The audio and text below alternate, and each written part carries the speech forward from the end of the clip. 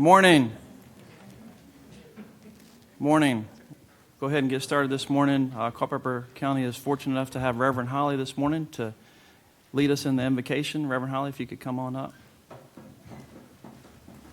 Please stand if you're able.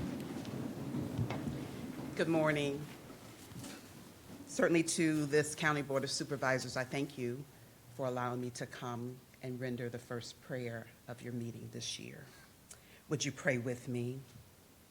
Eternal and gracious God, the one who is all-powerful, all-knowing, and all-present, the one who is our creator and our sustainer, the one who has blessed us to see another year. It is to you, O God, that I come, thanking you for this day and petitioning your guidance for these supervisors, the ones you have allowed to govern this county on behalf of their district constituents. So God, I pray that you will give them clarity of thought and wisdom to govern in a way that is pleasing unto you and that promotes the welfare of the residents of this great county. God, guide their hands, their hearts, and their words. God, give them appropriate tone in their talk and temperaments. And when challenges and disagreements arise, which they will, give them patience and understanding as they negotiate, compromise, and reason together. God, give them strength and courage to take positions that may not always be popular, but that are fair and appropriate. God, give them compassion as they listen to the voices within their communities. And most importantly, God, I pray that you would give them joy, give them excitement, give them passion, and give them peace in their service. I ask you, God, to cover and protect them as they come and go. Bless and protect their families, their staff, and all those who stand in support of them. Bless, O God, the residents of this county, the first responders, the educators, the businesses, the health professionals, the nonprofits, the churches, and every organization or entity that is invested in this great place. Be with this board today and in the days to come. So if anyone asks them the question, what did they do? Their response will be, we did the best we could with what we have, and we pray it's been pleasing unto God and a blessing to those we serve. God, I thank you for the privilege of coming before you in prayer, and I lift up this board to you today. In the name of Jesus the Christ, I pray, amen. Amen. Amen. Thank you. Thank you, Reverend Holly. If we could remain standing, we'll call the meeting to order, and I'm going to ask Supervisor Deal to lead us in the pledge. I pledge allegiance to the flag of the United States of America and to the republic for which it stands, one nation, under God, indivisible, with liberty and justice for all.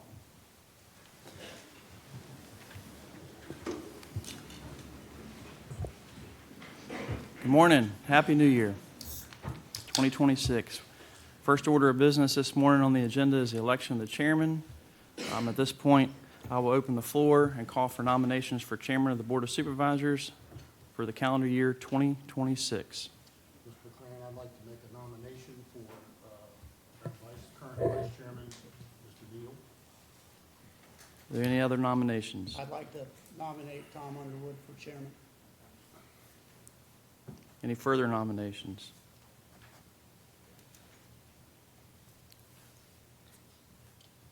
Hearing none. I think we need to second the nominations, do we not, Is there Mr. a second? McLaren? I'll second Mr. Deal. I'll second Mr. Underwood. We have 2 nominations and 2 seconds. Mr. Bennett, I'm going to lean to you a little bit here. Is there any discussion? Yes, I have some discussion. And I appreciate the nomination, Mr. Bates. This is hard because I've been thinking about this for 24 hours, and I know Tom really wants this position. And Tom, I told you I would support you on this, but the last 3 or 4 weeks has really been hard, and won't go into that. But A lot of the staff is walking on eggshells, and the morale is low, and I love you to death. I really do. And we've been aligned together for a couple of years on important topics and situations, and that will continue. I know it will. And we've talked about this, but, it's important to be able to work with staff and keep the morale of the county high and maintain the morale. And you're so good at many, many things. You're the smartest guy I know. And, but I just don't think it's your strong point, to work with staff and keep the morale up. And I think we know where it's going, which is fine.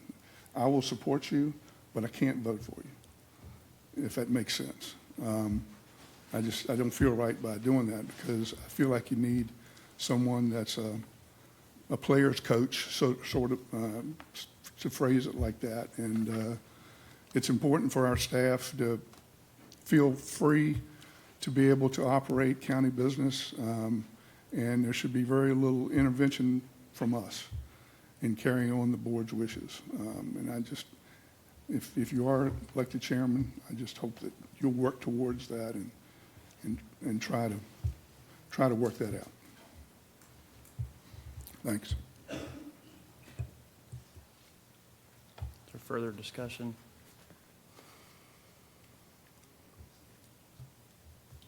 Call for the vote. Call for a vote.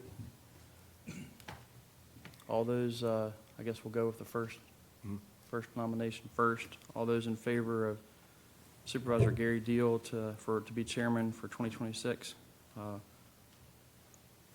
Mr. Bennett, do a roll call for that? I think it'd be clear. Okay, all right. All those in favor, raise your right hand. All those opposed?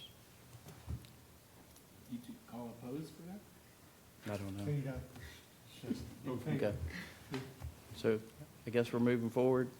Oh, no, we need to call. Second We need to have nomination. right. Second nomination for Supervisor Tom Underwood to be chairman for 2026. All those in favor?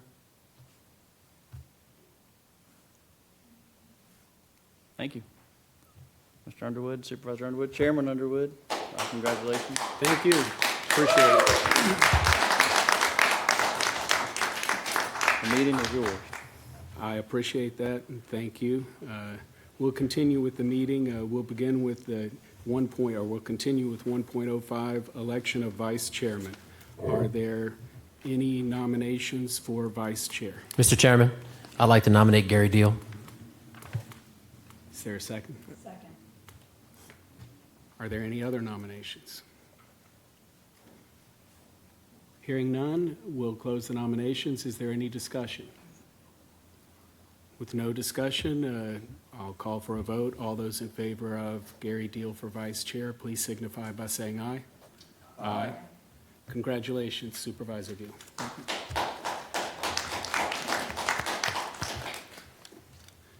Next, we'll consider approval of the 2026 Rules of Procedure and regular meeting calendar.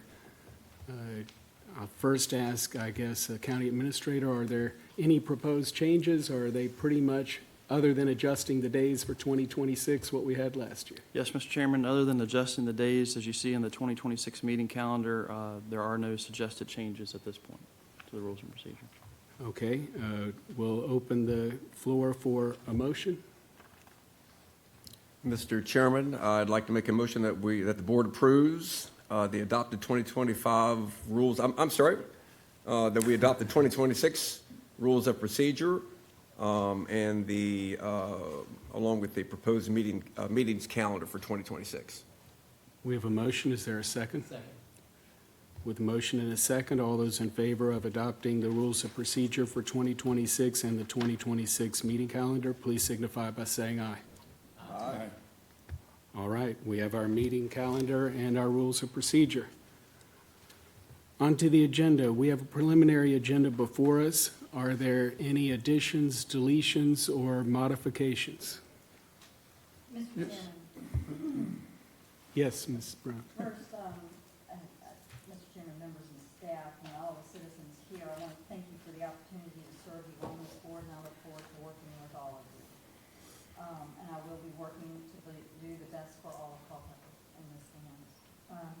At this time, I would like to add to the 5.0 under new business, item number 503, and I would like to implement an immediate hiring freeze for the resolution that we received. We have an addition to the agenda. Is there a second? Second. We have a motion and a second for an addition to the agenda. All those in favor, please signify by Chairman, saying. if I may. Yes. Oh, yes, discussion. Yeah. Can you clarify what you mean by a hiring freeze? There's offers out, so need to be clear.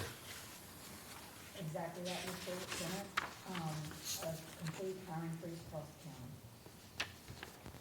Mr. Bennett, here's a draft resolution that would offer greater detail. Which I would propose that all of that be discussed when it comes up under the new business. We have an addition to we have a proposed addition to the agenda. We have a second. Further discussion? Hearing no further discussion, all those in favor of the addition, please signify by saying aye. Aye. Those opposed? Okay, we have one addition to the agenda.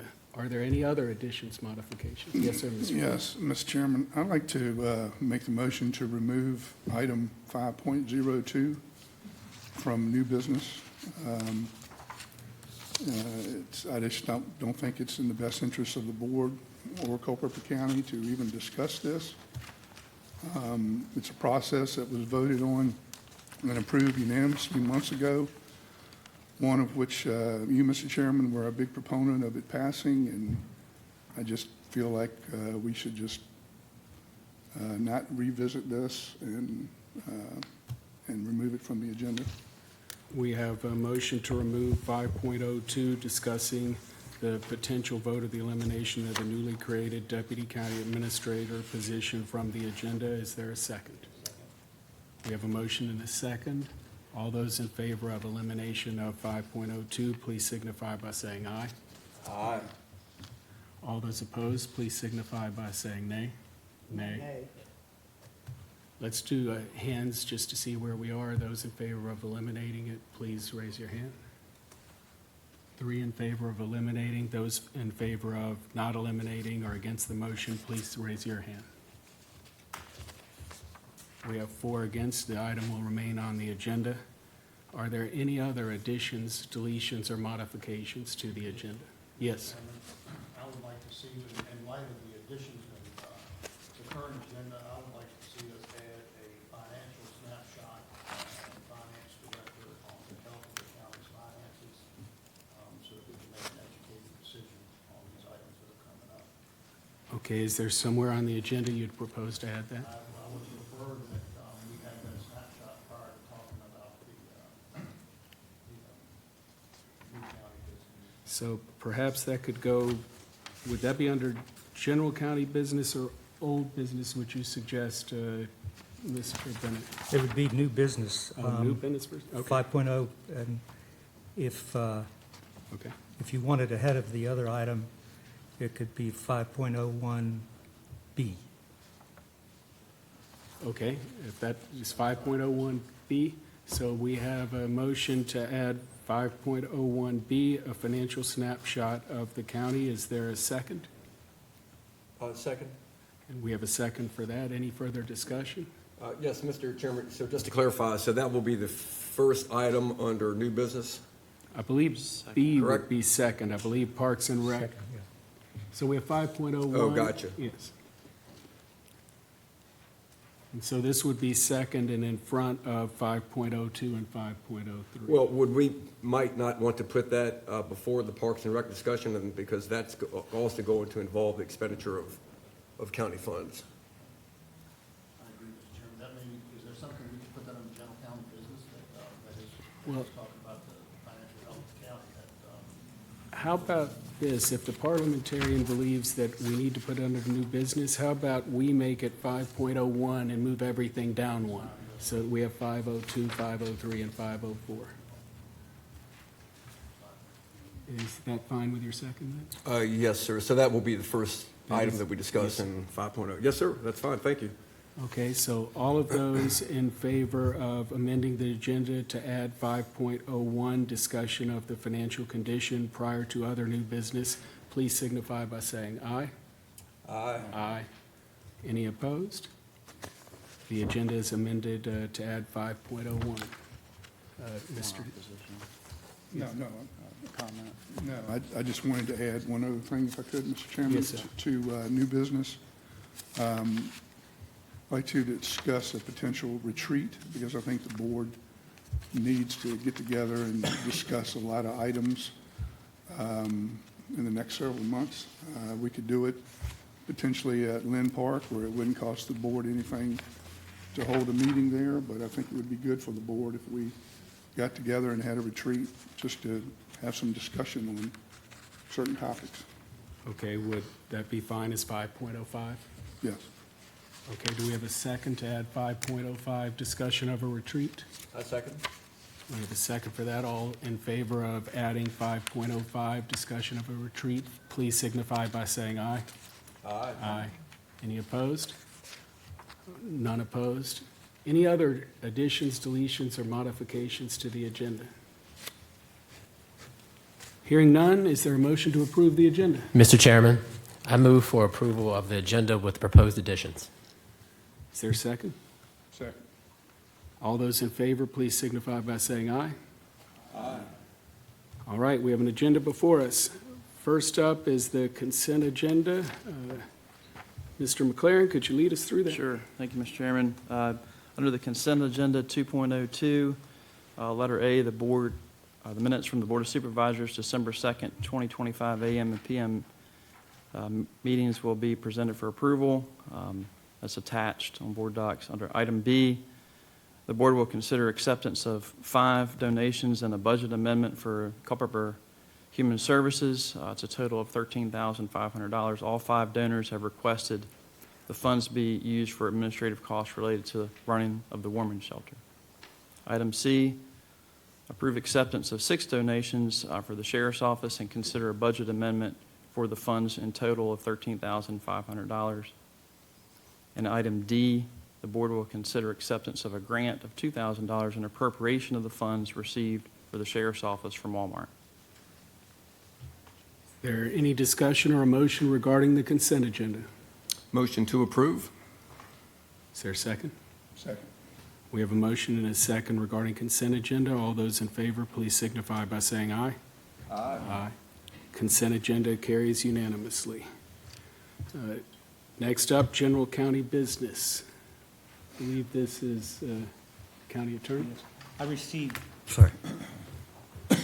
received a notice of a hearing before the State Corporation Commission that Dominion is requesting cost recovery for their wind project.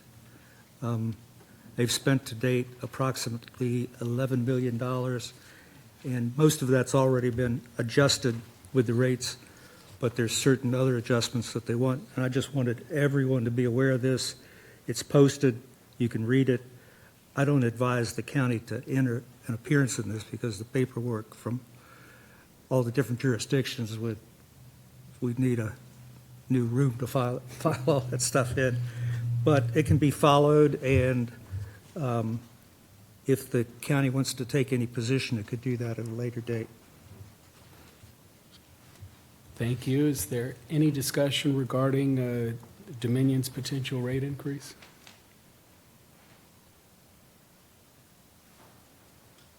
Hearing none, we will move on to old business. 4.01, should I turn that over to you, Sam, for introduction? Mr. Chairman, I can introduce it real quick if you don't mind. Under item 4.01, under old business, Jesse Martin, who's a current contractor, Director of Technology for Recovery and Modernization, is prepared to update the board regarding IT infrastructure needs, and also ask for direction and a potential vote to move forward with preparing specific contracts for those needs. And Mr. Martin has made his way to the podium to kind of address those and run through those. Also, just as a reminder, before Mr. Martin goes through those and answers any questions that the board may have, we did post under the public content section a snapshot, and it's really related, still is related, unfortunately, to an infrastructure failure that we had on June 5th in the county in 2025. Also attached to board docs is a request for a not-to-exceed authorization to move forward. But Mr. Martin can address those details as needed. Thank you. Mr. Martin? Mr. Chairman and members of the board, so what we have come before you with this morning is the result of the time and effort that we've put into the network remediation resulting from the June incident. We have worked with engineers from the selected systems for firewall and switching needs, and taken into consideration all the various county office buildings that we're operating out of to find the most streamlined and effective way to bring the network back to where it needs to be and ready us for the future. With that in mind, the biggest thing that we come and ask for you this morning for your consideration is when it comes to the licensing of these products and putting them in place. We have really two options before us, and that would be looking at this from a 3-year perspective or a 5-year perspective.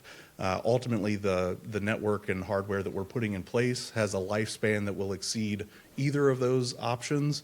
However, there's some benefits to having that longer licensing period of 5 years, or there's benefit of a smaller outlay if you're doing 3 years. If you're familiar with the licensing that comes along with this technology, there is a lot of fluctuation in it. But ultimately, this number that we're presenting before you this morning, whether it's through the path of a 3-year term for the licenses for these network components or the 5-year, ultimately the number that you're seeing before you is the full remediation of the network, signed, sealed, delivered, totally operational. So that includes any of the services for the installation of those devices, cutting over, and then post-installation support. Happy to entertain any questions that you all have. Questions for Mr. Martin? Hearing no questions, yes, sir. Yes, sir. What happened in June of 2025 could be attributed to, I guess, for lack of a better term, kicking the can down the road on improvement with their IT system. And some of the consequences from that failure, the amount of money that it has cost the county when it comes to the payroll to first and foremost, put a better 911 center. I just don't think that we can afford not to make these improvements to ensure that we have continued secure IT network throughout the county. Is that a good assumption? I would agree with that. It would be not to the county's benefit to make a direction, either the 3-year or the 5-year, understanding it's a big amount, and to not do anything, that point is kind of past.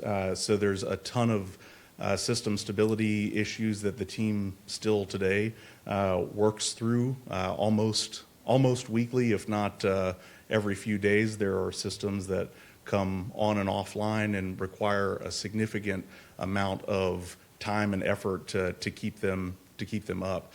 So this system has been really specifically designed to be redundant within reason, to be resilient again within reason, and to really set Culpeper and the county up for a nice, smooth technology platform to operate off of, and really opens the door to be able to integrate new technology, to change things that allow streamlining, to be more efficient overall, and not have to have concerns about from day to day, can we access our standard systems that we conduct county business with. Mr. Chairman, I had a question for Mr. McLaren. From our conversation yesterday, Mr. McLaren, just to clarify, whichever route we go, 2.6 or 2.9 million, that funding would come from the general fund. It would not add to our overall budget, correct? Mr. Chairman, to Supervisor Lee, that would be my recommendation, is that where those funds would come from, yes, from the fund balance or general Right. fund. And you're looking at a difference of about $300,000 as anticipated in the report between a 3-year horizon or 5-year horizon. All righty. I would recommend the 5-year horizon, so. And this is a mission-critical expense. We have to get this done, correct? It is expensive, but it is a critical expense that is needed for the county to continue to operate. Yes. Okay. All right, sir, thank you very much. I would like to go ahead and make a recommendation that the board approves a not-to-exceed authorization at the staff recommended level of $2.9 million. That's the 5-year licensing for comprehensive technology infrastructure remediation. We have a motion. Is there a second? Second. We have a motion and a second. Further discussion? All those in favor of the motion of 5 years not to exceed 2.9 million? We are going to do this by a roll call vote because of the amount. All those in favor, please signify. Well, actually, we'll go ahead and do a roll call, I guess, beginning with the right end, Ms. Ellis, if you would.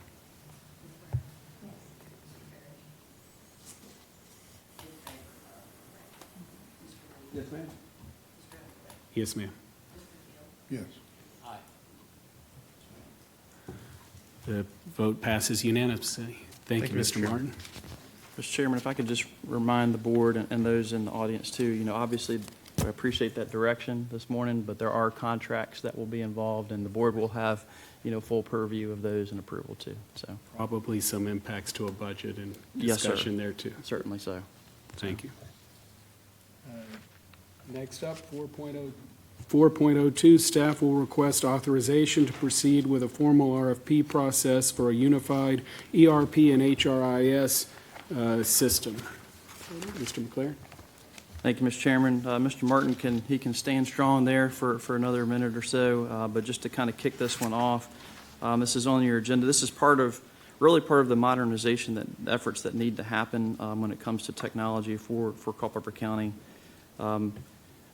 We're requesting this morning, staff's requesting authorization to proceed forward with a RFP process or request for proposal process for procurement of a enterprise resource planning, which is a ERP, also a human resource information system.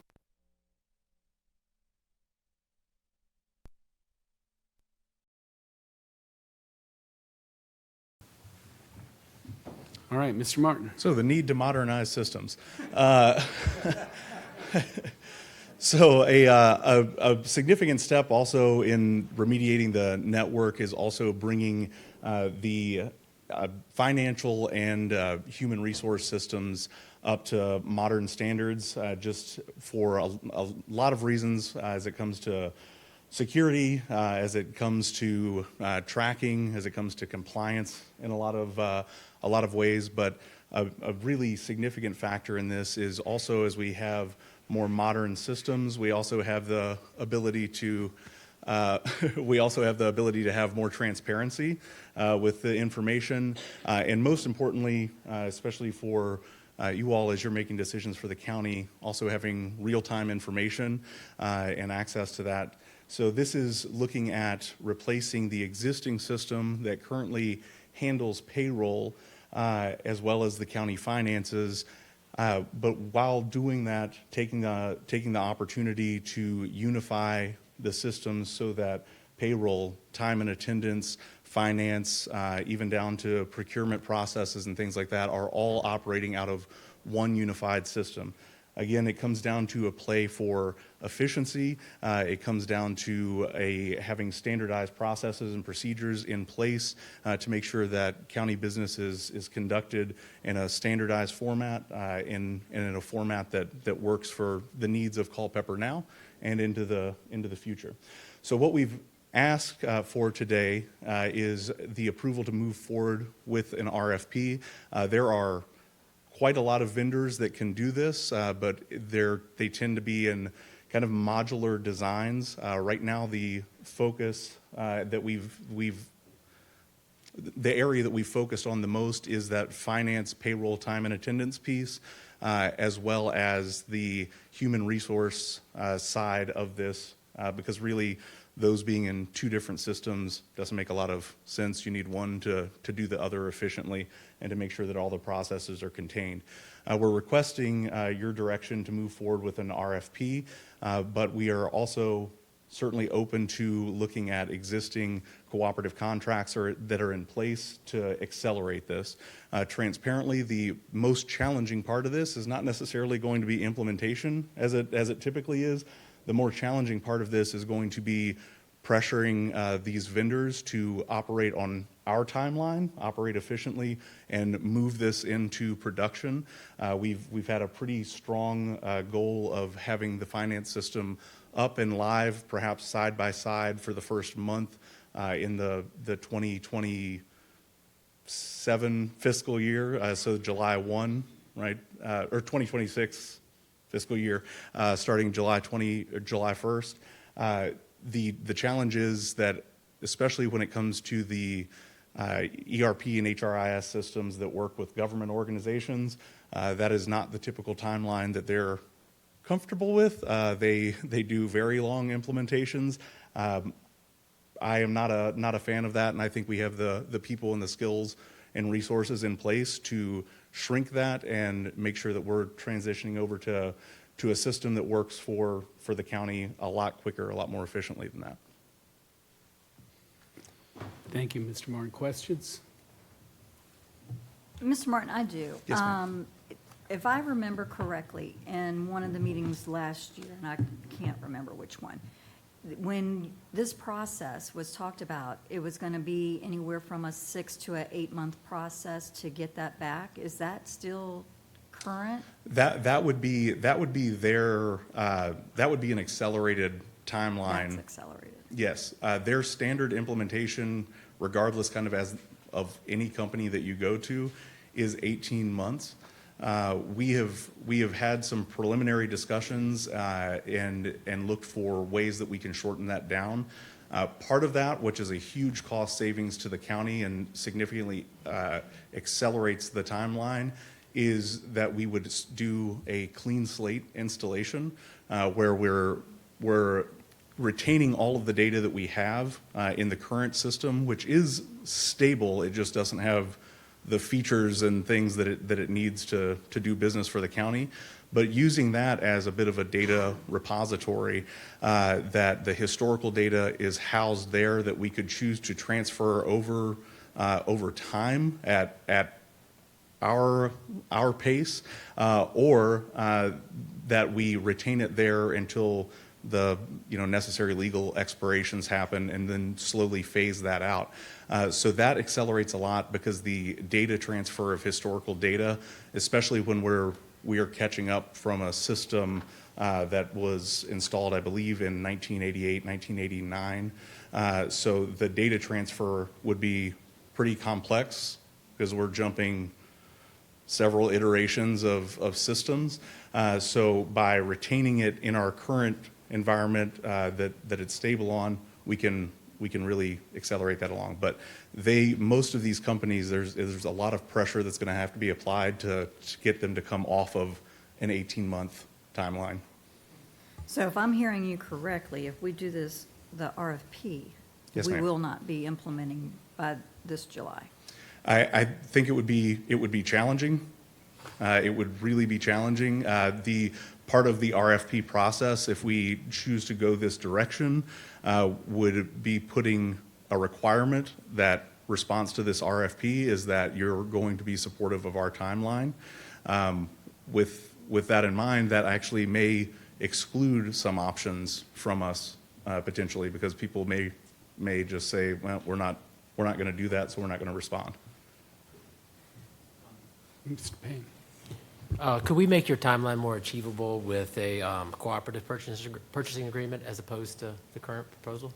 Theoretically, yes, because if we could come to the table with the option to move forward immediately, again, doing a not to exceed amount or something like that, and allowing us to find the best solution on the market that is able to meet our timelines, yes, we could probably accelerate that significantly, at least cutting 30 to 45 days off, sometimes 60 when you get into an RFP of this level of complexity. It sounds like something that needs to be done in a timely manner and try to achieve this, especially when you have employees of the county relying on their paychecks for this. So, Would agree. Yes, sir. Others? Well, I'm wondering, you mentioned potential solutions. Have you done any research into them, and do you have a few names in mind? Yes, sir. So we have some of the top ones that have come through. Currently, the company that you all do your annual budget process with, OpenGov, I believe. So OpenGov, we've looked at them. They have some of the modules that we were looking for, some that aren't. They're very specialized to focus on the government side of things. We've also looked at NeoGov. NeoGov has some limitations that we were looking at. Of course, we've looked at Tyler Munis. They're large in the market. There's upside and downside to going with those. One of the biggest things that has kind of shifted them down the list as we did analysis is the implementation is extremely long, and the most common feedback that we got from other counties and people that have gone through that is they're 2 and sometimes 3 to 5 years into implementation. So that kind of shifted them down. Then we looked at ones that have not necessarily been traditionally considered, even spent a little bit of time looking at something as simple as like QuickBooks suites and things that, maybe your brain doesn't initially go to, but hey, is it possible? There's a lot of limitations because of the interconnectedness that a government has to have with a lot of different departments, so excludes that. But then from an enterprise level, a strong contender that we looked at was also Workday. I think we had previously talked about that as one of the options. They have traditionally been more focused in business enterprise in the private sector, but they have started to make a really significant play, especially in Virginia, to be a system that would work for our needs. I think, in fact, they have opened a government division in Virginia now, just to support those. So that one is across the board. It has all the packages of everything except their limitation that they cut off to is fully handling citizen payments and things like that. They don't go into that realm. They focus on core financial systems, and then they have partners in place to do any of those transactional things with external. So that is one of the benefits of that system, is they're very modular based, and then very based in a way that allows them to connect to whoever the county decides to work with when it comes to finance and procurement and processes. They've kind of built their house on the foundation of, we're going to stick to our core items, but we want you to be able to work with whoever you want to work with. So you mentioned several. Do you need an RFP process to further refine it? Do you need more research? What is necessary to come to a decision of who you would like to consider? Is it literally price, or is it something else?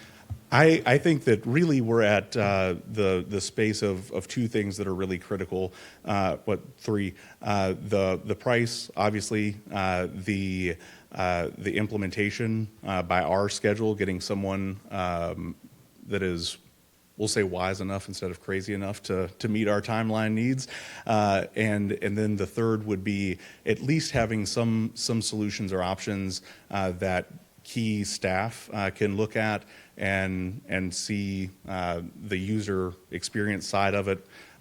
So those are really the three things. The RFP process would give us those items, but it is, as you said, it's a longer timeline versus us reaching out to some of these core ones that we've narrowed it down to and saying, hey, we want you to come on site, present this, allow you all to see the side of it that matters for, the open transparency side of it and the up-to-date, like, modern financials and real-time information, and then really making a decision based on that.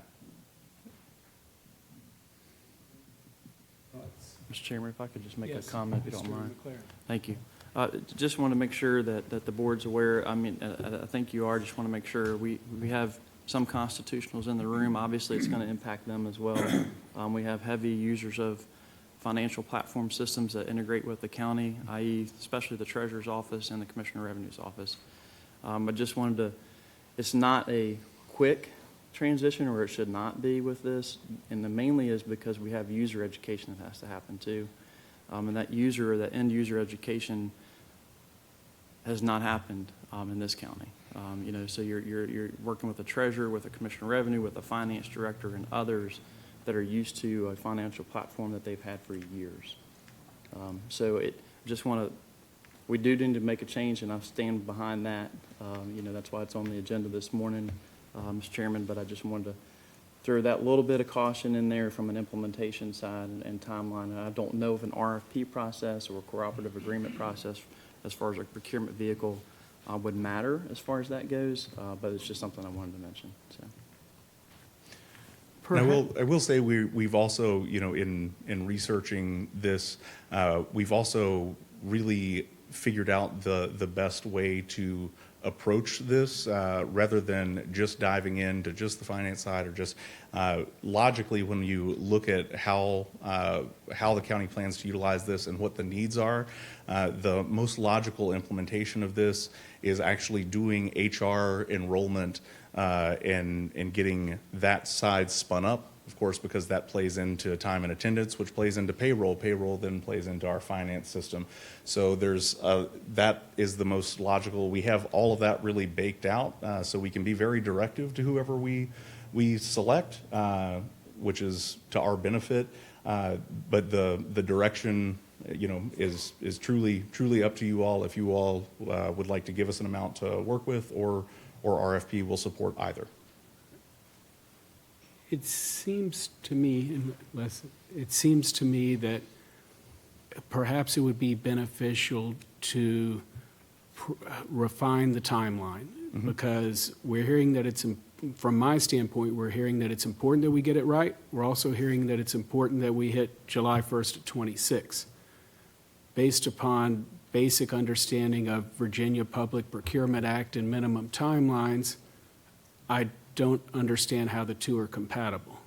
But that said, I've also heard that it is important that we provide modern systems that offer payroll flexibility for employees, meaning they want to be paid more than once a month.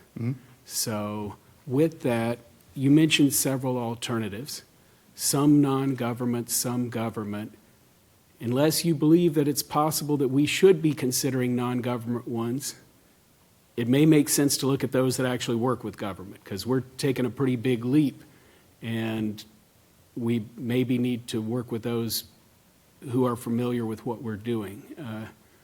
Would it make sense to perhaps refine it, before we figure process, refine it to 2 or 3 alternatives and more detail of the timeline as soon as possible for us? We don't want to delay, but I think we may need a little more. Does that make sense? Does that make sense to you, Mr. Martin? Yeah, I'm certainly comfortable. I'm certainly comfortable with that. We're fully prepared to support whichever direction we go. It is the 7/1 go live for some of these systems it would be pretty groundbreaking in terms of a local government going that speed. But a lot of that comes down to slow down to speed up, right? Understanding the systems, understanding what we're asking for. And then, you know, the benefit that we have is instead of forcing a new system to work as we always have, really looking at it and saying, how have you designed your systems to work? We want to utilize your systems as they were designed. And we have a unique opportunity to do that because we're really making a huge technological jump. Well, another thing that may be worthwhile, because you mentioned timelines, and you mentioned one that had quite a bit longer timelines, maybe as soon as possible, and perhaps we could even adjourn this meeting for a couple of weeks and then continue the conversation, but if it'd be possible to know the alternatives and their response to timeline, especially given what would be a standard implementation plan of onboarding with the information, or HRIS, as you say, and then rolling through. Doing so without needing to bring the I-Series information over, and trying to be as aggressive but reasonable as possible with good education for everybody that would be involved, but to try to hit our deadline. Yes, sir. Yep. I think we could certainly come back with that, and as you said, even earlier than next month if we want to maintain speed. Mr. Yes, Martin, I'm Mr. sorry. Lee, go ahead. Somebody else had. No. Mr. Chairman, and for Mr. Martin, help me to understand the July 1st deadline. That's not an absolute. We can move beyond that. It doesn't sound like it's realistic, correct? Correct. The benefit to it would be if you, getting the systems up as quickly as possible, reasonable. B, if you would start on 7/1, the benefit would be when you get to budget planning for the next year, Right. you have one full year. I am not suggesting that would be the reason alone to do this. And as Mr. Underwood said, I think it's really critically important that we, sometimes slow down. Get it right to speed first. up. Yes, sir. Yes, sir. Okay. All right. Thank you. McClare? The only other comment I just want to make is I'm going to reiterate the end user side. And I think that may be perhaps a revised timeline. And I'm not suggesting that today, but a revised timeline will help us build better buy-in with some of the end users of what we may need to look at. Correct. So Yep. spending time with the treasurer, spending time with the commissioner of revenue, spending time with the finance director to better understand what our true needs are, which will help us basically go to the market and see. Yes, and to be clear that what we were asking for here with the RFP process was to allow that to happen. We know the need, but we want to make sure that we're taking into consideration all the end users, because it has a significant impact from our day-to-day users to the board to, frankly, the citizens of Culpeper is what we pick being what works for Culpeper now and into the future. So that was the other piece of the RFP. However, I think we can achieve that if we know that we're going to go to potentially toward a cooperative contract. I think we can achieve both. It's just which road do you want to take? Any further discussion? Great. Thank you, Mr. Martin. Yes, sir. Mr. Chairman, did you want to I don't, make any action or take any action at this time, or just I think let at that let point, we it were linger to- wanting to get more information from Mr. Martin regarding a timeline. Okay. So like the details of what could be hit and Okay. is realistic, and then a couple of alternatives and the plus and minuses. Okay. What's the time range to get that back to the board, do you think? Jane, As 'cause soon you as mentioned- possible, you based on mentioned Ms. the- Brown's comments. You mentioned the ability, potential of adjournment and reestablishing, or do we Yes. want to move down that path potentially, or do we want to set up for February 3rd? Which is your next regular scheduled meeting, or? If we have items, it may make sense to continue it on January 20th. Yes, sir. Thank you. Thank you. Okay, next up, the board will, make sure I'm correct on this. Yes, board will discuss and consider options for county jail needs. Is that Mr. McClure? Yes, sir. Thank you. Thank you, Mr. Chairman. Yes, I just wanted to get this topic started just because it's something that is ongoing as it relates to county needs, and it's pretty significant as we move forward. And the board is well aware of this. This is a topic that is not new. That's why it's listed under old business at this point. But attached, just as a reminder, to frame the discussion, we do have a court order that's been entered by the judge regarding jail concerns. I have provided, on behalf of the county, an initial response to that court order.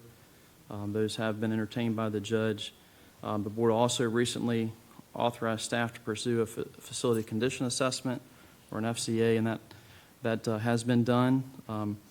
In light of that, the Facility Condition Index, or your FCI, presents, in my estimation, a difficult policy question. That's why it's on your agenda this morning. Whether investing potentially over $5.5 million or $5.4 million in a facility, which deferred maintenance costs already exceeds that replacement value of our local jail,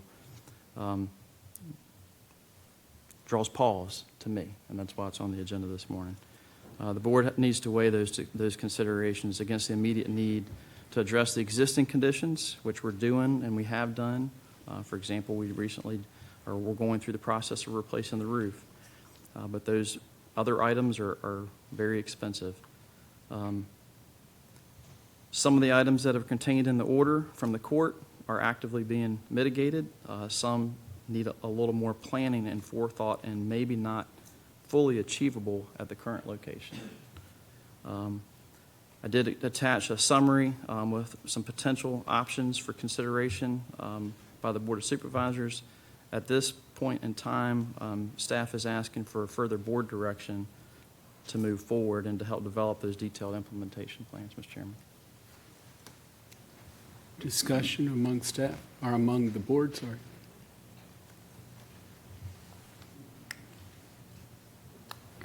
Mr. Chairman, I would like to just express my support for option A, that the board moves forward with joining the regional jail. I think one of the biggest items that jumped out at me is if we choose option B, and we put significant amounts of money and incur debt with the existing jail, in particular, the $5.4 million, as Mr. McLaren so astutely pointed out in his analysis, and that was a terrific analysis, Mr. McLaren, thank you for that. The $5.4 million that we would put into the current jail is a floor. That's not the possible maximum that price tag could go up to, because we still need to address program space and ADA accessibility issues. That could add up to an additional $2 million. So I think, in all honesty, and we've talked about this for quite a while at the Buildings and Grounds Committee, I think that the option A of moving to the regional jail, I think that time has come to us. I'm very concerned about the workforce implications for the sheriff's office and the folks that do a great job at our current jail, and I would like to make sure that we prioritize, if we move forward in this direction, making sure that those folks are taken care of. But my personal opinion is that option A is the route for us to go. Mr. Bates? Mr. Chairman, this discussion has been, we've had this going on for quite some time, and we have made progress, because at one time we had three options. We were talking about Coffeywood, we've talked about a regional jail, and we've talked about building our own jail. And I have said on the record before that I'm not a big fan of throwing good money after bad. But we are in a situation right now, and we know how quick government moves, that we could be talking 4 or 5 years down the road before even remotely start talking about putting a shovel in the ground, not just for either a local jail, but for a regional jail. That being the case, we have said all along that it would be prudent for the board to have numbers in front of us. What's it going to cost to build our own jail? What would it cost to join a regional jail? I've learned a lot over the past couple of years when it comes to needs assessments, that any counties that are involved in a regional jail, they're all involved in that decision of whether they're going to accept somebody else. So first off, I want to commend the sheriff for his work with CVRJ in securing a rate that is a lot less than what we've been paying. And, he saved the county taxpayers a lot of money.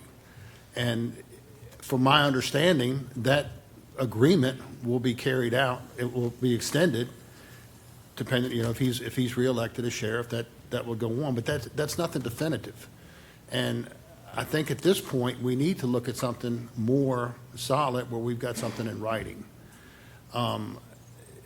if we were to pull the trigger on a regional jail today, I think it would be fair to say we'd be talking 5 or 6 years before, if they have to go through the process to put an addition on CVRJ or RSW or wherever we're talking. What do we do in the meantime when we're talking about a 12% increase in growth per year over a short period of time? We're busting at the seams now.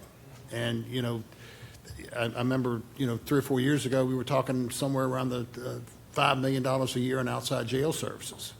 So I don't know that, I don't disagree with Supervisor Lee. I think, you know, he's spot on, but I think we need to be realistic when we look at this thing, that should we go back a little bit and look at, for example, Henry County, I think was the one that we had talked about in the past, who had just built a jail 3 or 4 years ago, and I think it was $65–70 million, as well as I can remember.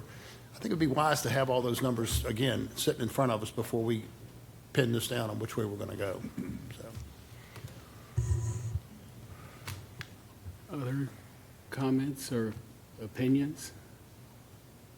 Would we like to offer some direction to staff or make some way to go forward here?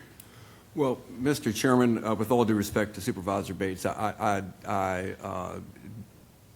do not believe that any of us on the board nor the community would want to incur a 50 or 60 or $70 million debt to build a jail. I just think with the other, with our courthouse, with our schools, with our data centers, with our IT, we have a lot of projects. Respectfully disagree with that. I think we have a solution in front of us. We also have an extremely patient judge who has given us very clear direction that something needs to occur sooner rather than later. Option A does satisfy the judge's order. It takes care of all of that, even though it's going to take us 5 or 6 years until construction is completed at CVRJ and we can start transitioning inmates. I just think that we have a financially viable solution in front of us right now that we can act upon. And so having said that, I would like to go ahead and make that motion that we follow the county administrator's recommendation, which is option A, which is a transition to a regional jail. And I believe he has some other specific recommendations, and that we approve all of those recommendations as stated in his summary report. We have a motion on the floor. Is there a second?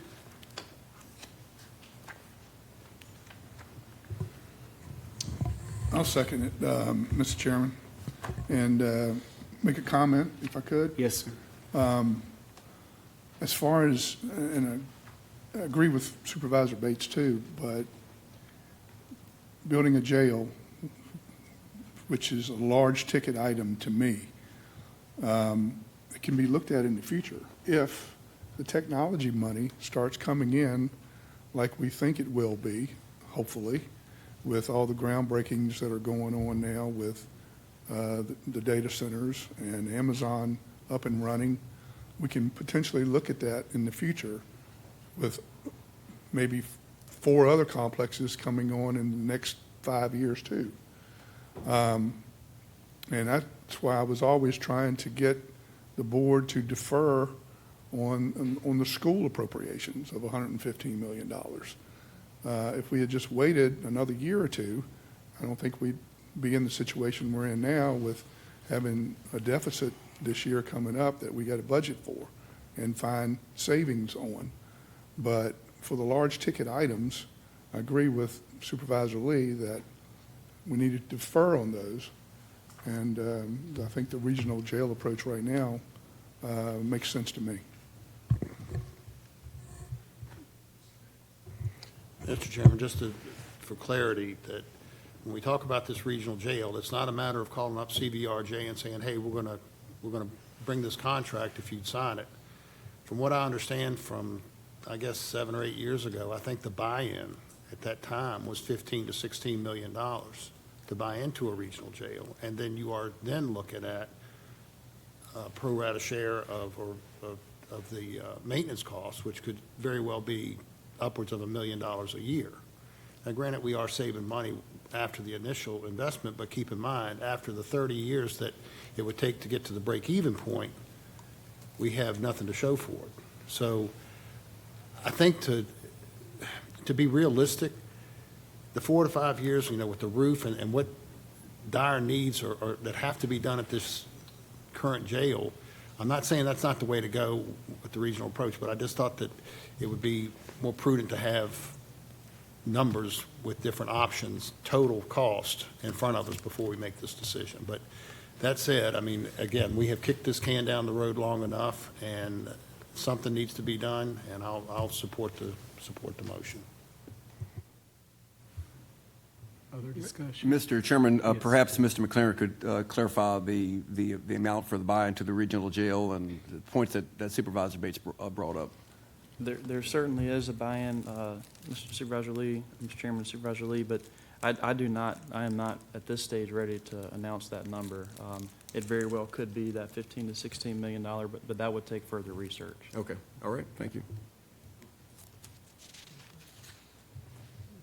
Brown? Would it be prudent to bring that back up on that January meeting that you're talking about in a couple weeks with those numbers, if that would, I think it is good to have numbers. Mr. McLaren, would it be possible to make some calls and get some information regarding prospective interest of regional jails by January 20th?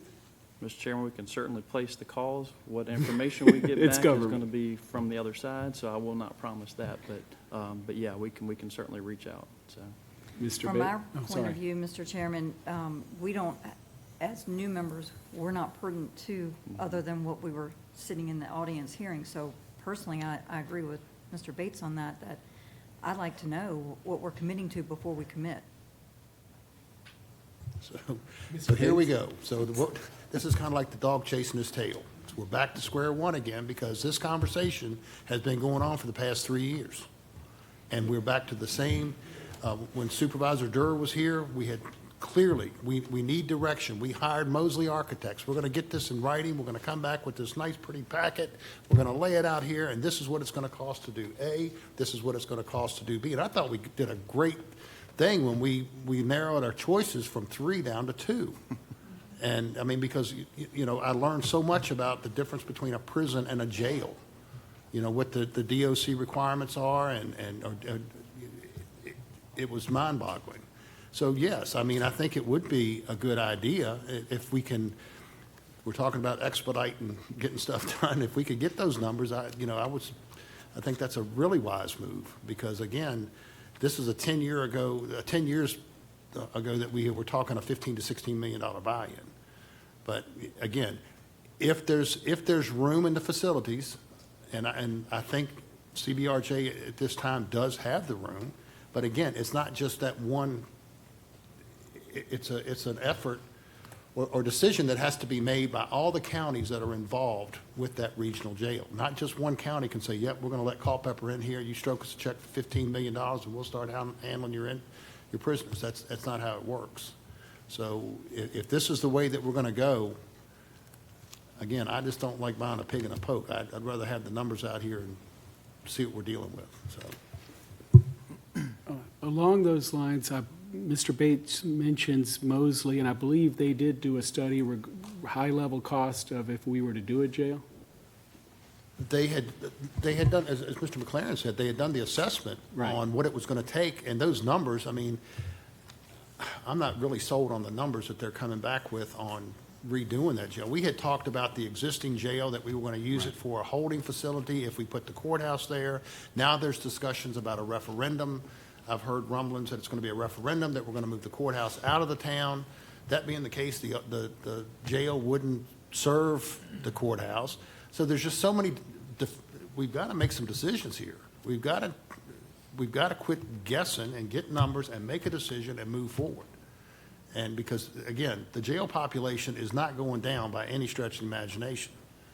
And again, my kudos to the sheriff's office and Mr. Sheriff Chilton for his work with CVRJ and securing and other regional jails throughout the Commonwealth. getting a lower price per inmate, he has saved the taxpayers a ton of money. But again, I mean, as we all know, elections change, and we don't know what the future holds. And would we still be privy to that, or have access to that rate? And I can't answer that. So, Mr. Lee?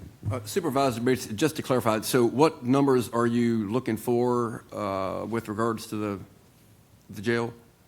well, I think it The would be construction of a new jail? Well, I mean, again, we had talked last year about maybe taking a trip to go to Henry County and look at a local jail that's 450, I think, I don't know what Henry County's bed space was. It may be, I think it was somewhere around 400 beds. And what they had spent, have these numbers here, and then, okay, we're going to entertain a regional jail, and if we had to spend $16 million up front, and it's going to cost us $1 million a year, what's that going to equate to over 35 years or 40 years, however long we thought this new jail was going to suffice for Culpeper County, we can make an educated decision at that point. So I think we need more up-to-date numbers, because the 15 to 16 million, that was a number that was thrown away around 2019, 2020, somewhere in their neighborhood. So I think it would be wise to get updated numbers. Question for Sam. So do you believe the current numbers are not the real numbers? And if not, so when could we have those before January 20th? Supervisor Payne, I'm not sure if I could get them. I mean, we can try to get those numbers, for the buy-in for CVRJ, but I don't know what the response time is for something like that, so. And you don't believe the concern that Supervisor Bates has, you don't feel that the current numbers are accurate? I would, before we rest on any final numbers, we would want to do our homework, yes.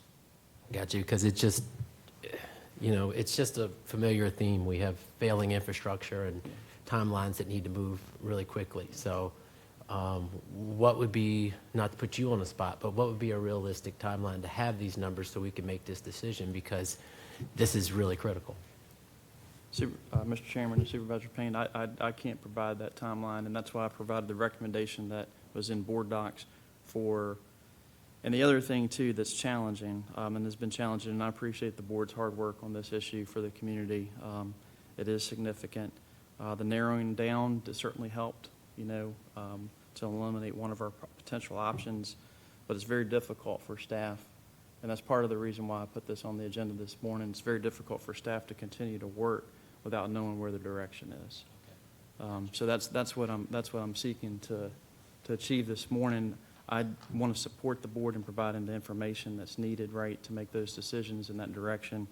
And I feel like what I've done this morning to prepare the different options that Supervisor Lee pointed out, that's why today I rest on option A, which the option A for me would be to transition to a regional jail partner permanently. So what you're suggesting is we choose an option, and then you're able to go out and acquire this information and bring it back to us.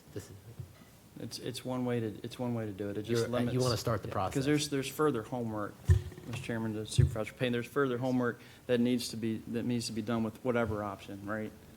So and I think that to work parallel tracks is a good thing until it's not, because working parallel tracks, and we were working 3 tracks at one point, we're not moving. At one point, you're going to have to pick a direction and move. And that's where I feel like we are right now, to move. My recommendation, that's why it's in the report that for you all to look at this morning. I think from a dollars and cents standpoint, I think from a future standpoint, I think you reduce, it's very similar in some ways to the cooperative agreement that we looked at for buying down costs of things. For maintenance, you're in it with other localities.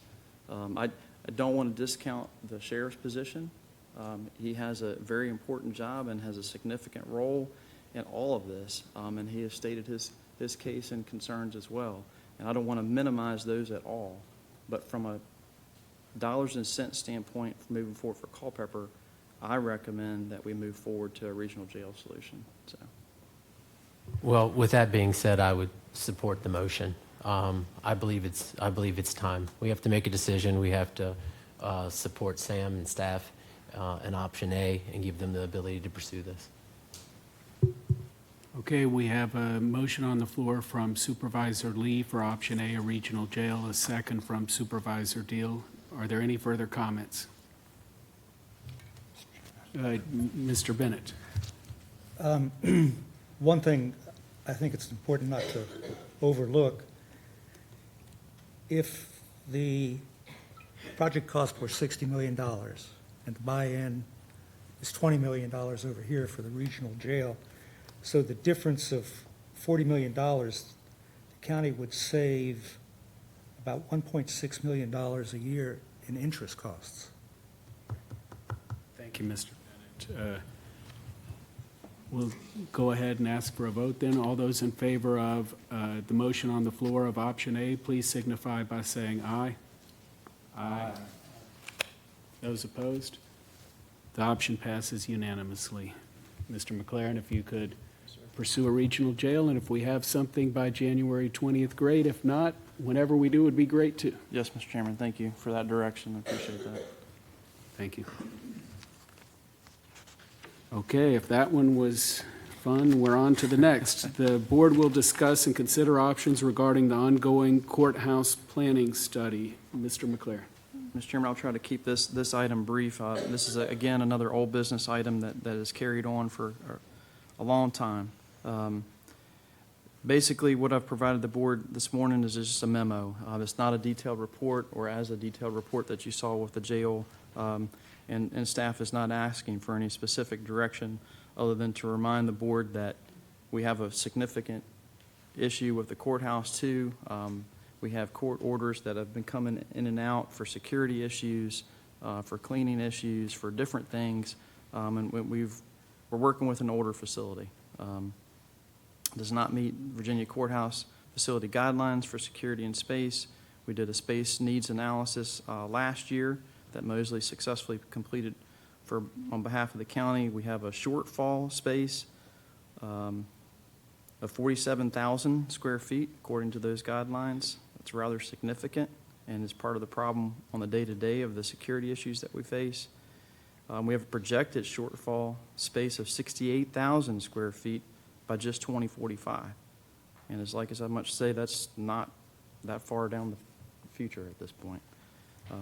We have considered options for expansion, and that space needs analysis that Mosley performed. We did look at potential options where the courthouse could meet current guidelines within a similar footprint today, but would it be expanded, obviously, to meet that new square footage requirement. The board has moved forward with some property to allow for that to happen. That was a direction at one time to expand the courthouse in its current location.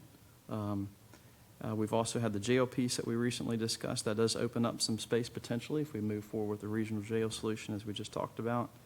But bottom line, staff is looking forward to working with the new board to figure out where to go with the courthouse.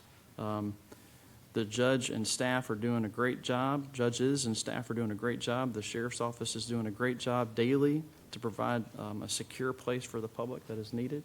But it has its challenges and limitations, and this is, again, something that has been deferred. I believe there's notifications to the county that date back from prior judges to 2014, maybe even earlier. So we're now in 2026, 12 years later, and we still have the same facility with some minor renovations here and there. Thank you, Mr. Chairman. Thank you. Mr. Lee.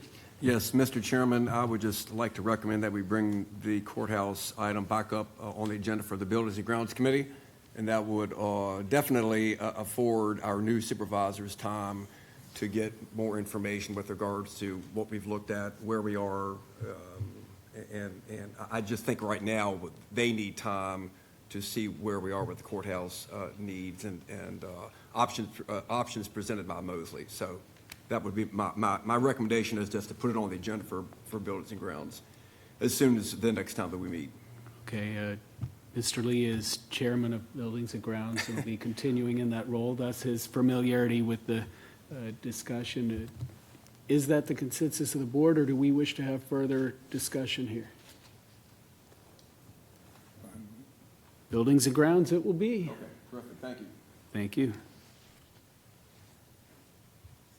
Mr. Chairman, we're continuing to work through the orders, security measures, on a Yes. regular basis. And again, I want to thank you, Sheriff Chilton, for supplying the courthouse security needs that we need on a daily basis, and we'll continue to do those. That's our first primary task. The rest of it will have to fall in order. And I So, guess it would be good for the community and the judge to know that we're sending it to committee, not to slow it down, but to Right. get up to speed to move more quickly. I agree, Mr. So we Chairman. know that we need to figure it out, and we also need to learn more and get up to speed. Thank you, Mr. Chairman. Thank you.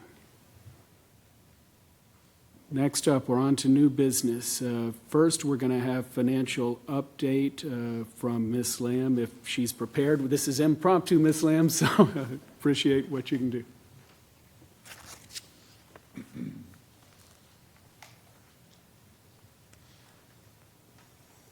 Good morning. It is a little impromptu, but I do have a little bit of information I hopefully can provide to you this morning about where we stand as of December 31st. Took a quick look yesterday afternoon. First and foremost, we have not received the audit for FY25 yet. However, my calculations of the unassigned fund balance at the end of FY25 is about $51.5 million, which is up from last year of 43.8. So we are definitely looking better there. At the end of December, the fund balance, the general fund balance is at 1.3 million.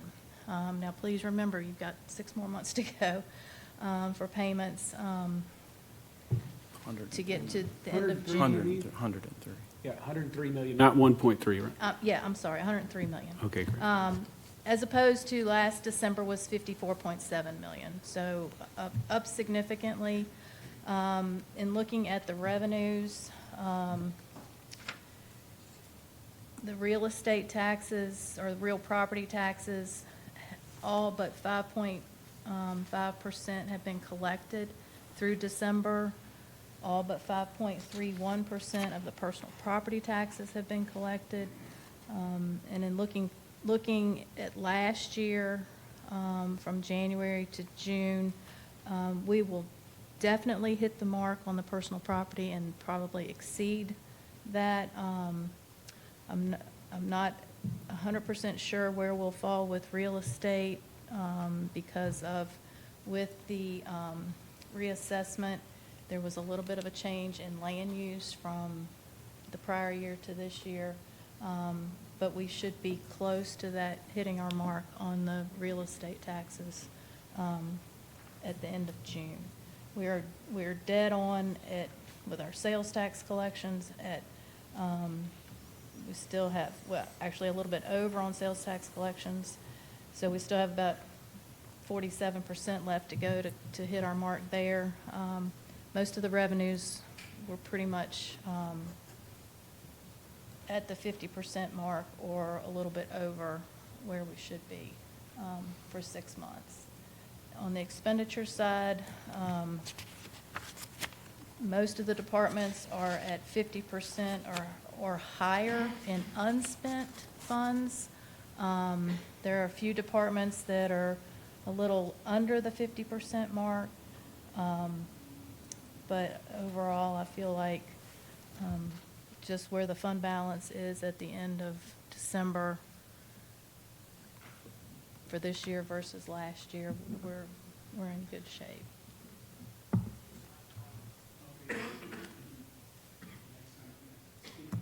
Oh, I'm sorry. Be great. Questions for Ms. Lamb? So in summary, you're saying our fund balance is good and we're roughly on budget? Yes, sir. Okay, thank you. I'm wondering, I know it's very, very high level, but do you have any within a few $1 million guess as what we may be looking at for next year? As of the end of June? Yeah, yes, so for fiscal year '27, so what we're going to be doing in the next 3 months. I do not. I feel like we're up 7.7 million at the end of this June, or June 25 as compared to June of 24. I would venture to say our fund balance has continued to grow. Pull that thing even closer. Get into that. Is that better? Sorry, I don't talk very loud, unless I'm mad, and then I will. We're trying to keep you a little quieter. So our fund balance has continued to grow over the years, and I do feel like, if we're at 51 and a half, and those are my calculations, that's an unaudited figure. I have not received the audited figures back yet, but I do feel like, we should at least be at 55 million, if not more, at the end of June of 26. My question is more regarding what our operating expenses or what our required tax load would be potentially for next year versus this year. And just to give you a high level, the reason I'm asking it, I think we have maybe 8 million plus in school debt Yes, that'll sir. be added, and You're we've going all. to have, yeah. for this current year, we have not made any debt payments yet. We do have a $5.5 million interest payment to make that has not been made yet. Starting next year, the debt service on the 93 million is 7.3, and on the 25 million lit loan is 2 million. That will continue to drop as we go based on how lit loans are repaid versus how bonds are paid. The $10 million mark we will hit in FY29 is the high point on the repayment of the 93 million. And then, once we hit that point, then it starts to go back down again. So even if we're not looking at inflation, which there is, and county employees, school employees, everybody's going to, of course, need cost of living adjustments, et cetera. But outside of that, it sounds like we already have 9.3 million more in next year's budget than this year from interest alone, which on our current real estate rate would be 9 cents or more than 20%. Would that be right? Well, you have other options other than real estate. You have personal property to consider. Okay, well, the 9.3 then. Yes. So you're going to have a $9.3 million debt service issue in the 27 budget coming up. The majority of the departments that I have reviewed so far in submitting their budgets, and I haven't gotten 100% through all the departments, they are virtually holding steady with their requests, other than some personnel adjustments that they are asking for. I know the sheriff's office has some requests that are required due to the judge that he can't control. So I can't make a guess right now what It's early. the operating budget's going to be, but I do think that you have options with other revenues other than real estate. So, that may. Mr. Chairman, I have a Yes. question. Supervisor Deal. So Valerie, you said the reserve fund is 51 million right now? That's my calculation, yes, sir. Calculation. Do you have a projection for what it will be at the end of the fiscal year? And I know that we're supposed to retain or 10 to 15%. 12 to 16%, correct? Of your operating budget. Of the operating budget. So what do you think that reserve fund will project Well, out to be at the end of the year? A conservative guess is 55 million. I mean, based on it being up about 7 million from last June from June of 24 to June of 25. I mean. And what should we be retaining from a standpoint of what So we've your done in the operating past? budget is at 286 million for Right. this current year that we're in. And that does include the capital of 40 million for the elementary school. So 10 to 15% is your policy. So we're above the policy. We've always been above the policy, and the bond raters take very good view of that. When we go to borrow money, that helps us with our rates when we do have to borrow money, because we do a lot of one-time capital purchases out of our fund balance, just as you approved this morning, the 2.9 million for IT. That is something that they look at very favorably when we go to bond market. But we've always, in my 24 years, we've always had the fund balance to do that with. So along those lines, you're saying 10% of 280 million. Even if you go 15%, you're saying 35 to 40 million would be a number that we at least need to retain. For operations, yes, sir. And that's based on 55 million where you think we are. That's my guess for next June, yes, sir. Okay. Please don't hold me to that.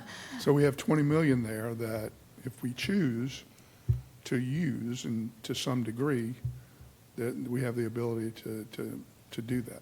Yes, sir. Thank you. Supervisor Bates.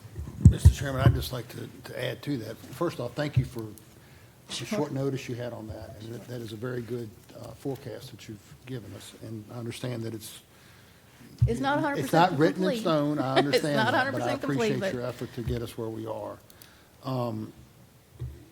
We have other, as Mr. Deal has mentioned in the past, when we talk about these data centers, and talking with Mr. Rothmel, I know that the one on 3, the Amazon facility, the first building is pretty much up and, I don't know if it's full capacity yet, but it's getting close. So, I mean, we're going to have other revenues coming in, but I just, going forward, I just want us to understand that the $2.9 million we spent on technology, you've got to spend money to either make or save money, to run more efficiently, to be, good stewards of taxpayer dollars with the way the county's growing.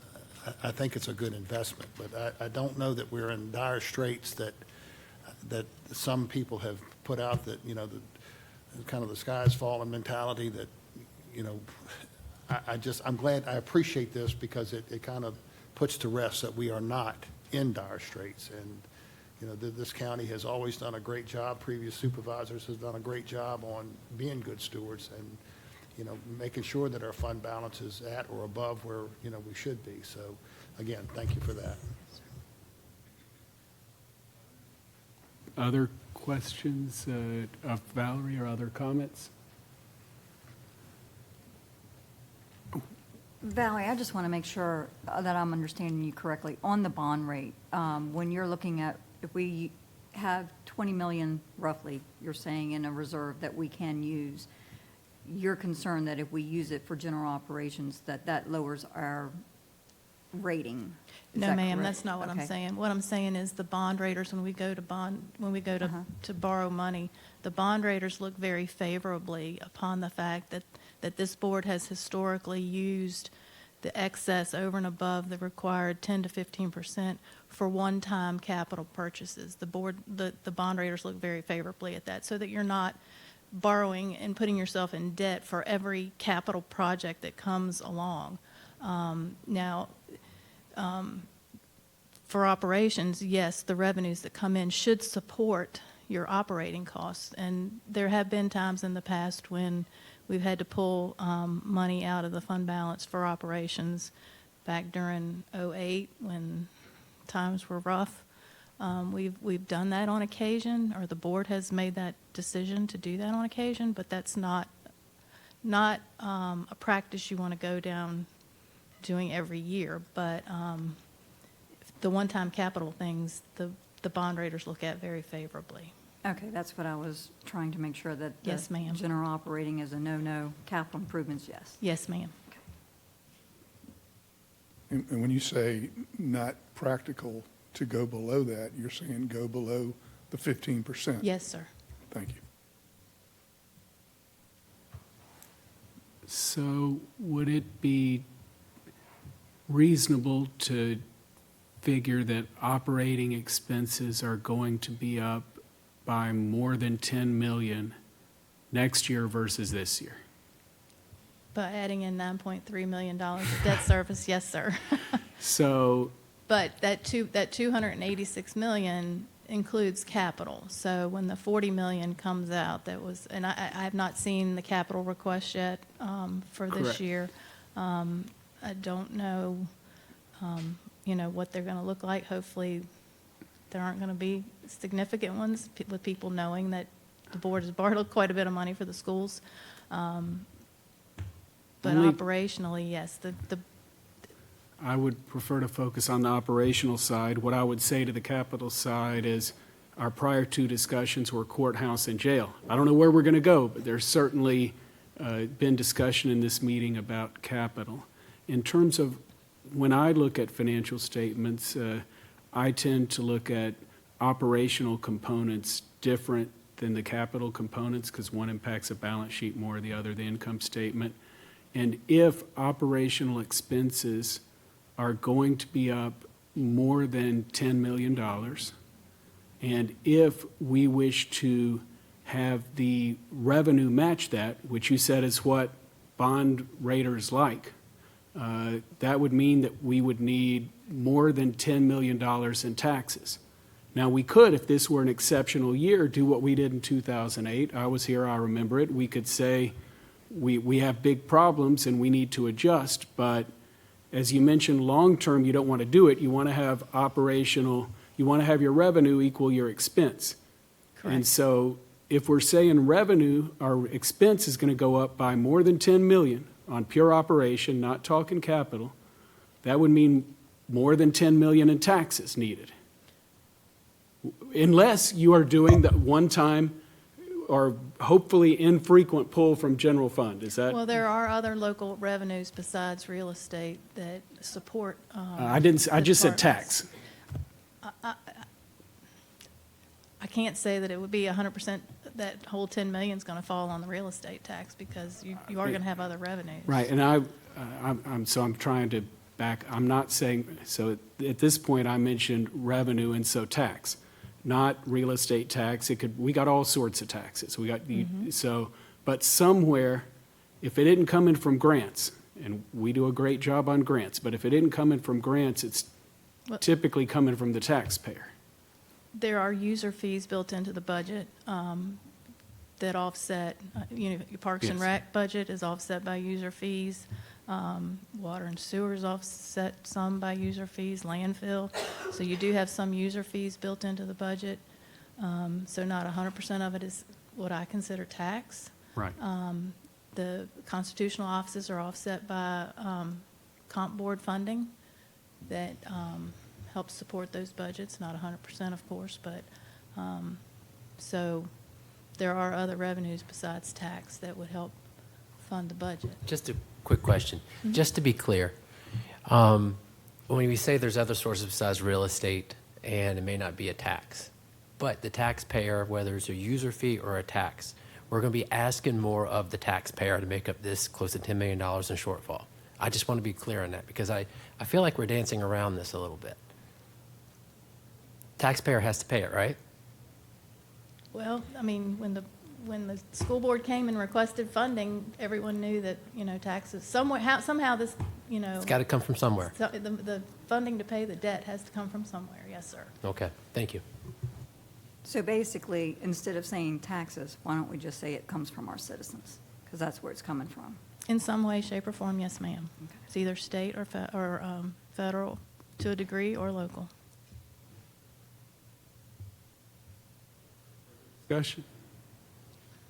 But just to clarify, we still have a long ways to go, Valor, until the entire budget picture is clear. I Yes, know from yes, my sir. first 2 years of experience, we're kind of throwing around numbers right now and the potential impact on our taxpayers, but we don't really know exactly until we are much further down No, the road, sir, I have not correct? even begun to Right. put a full picture together to give to Yeah. Mr. McLaren for him to start making recommendations to Absolutely. you all. Yeah, No, sir. okay. Yeah, thank you. And I would like to say, Valerie, the 10 years that I've been here, I don't ever remember the reserve fund being that high. No, sir. So that's a good thing, right? Yes, sir. Let's smile about that. Can we smile about that? In the bank are a great thing. That's right. Any further comments? Thank you very much, Valerie. Yes. Appreciate it.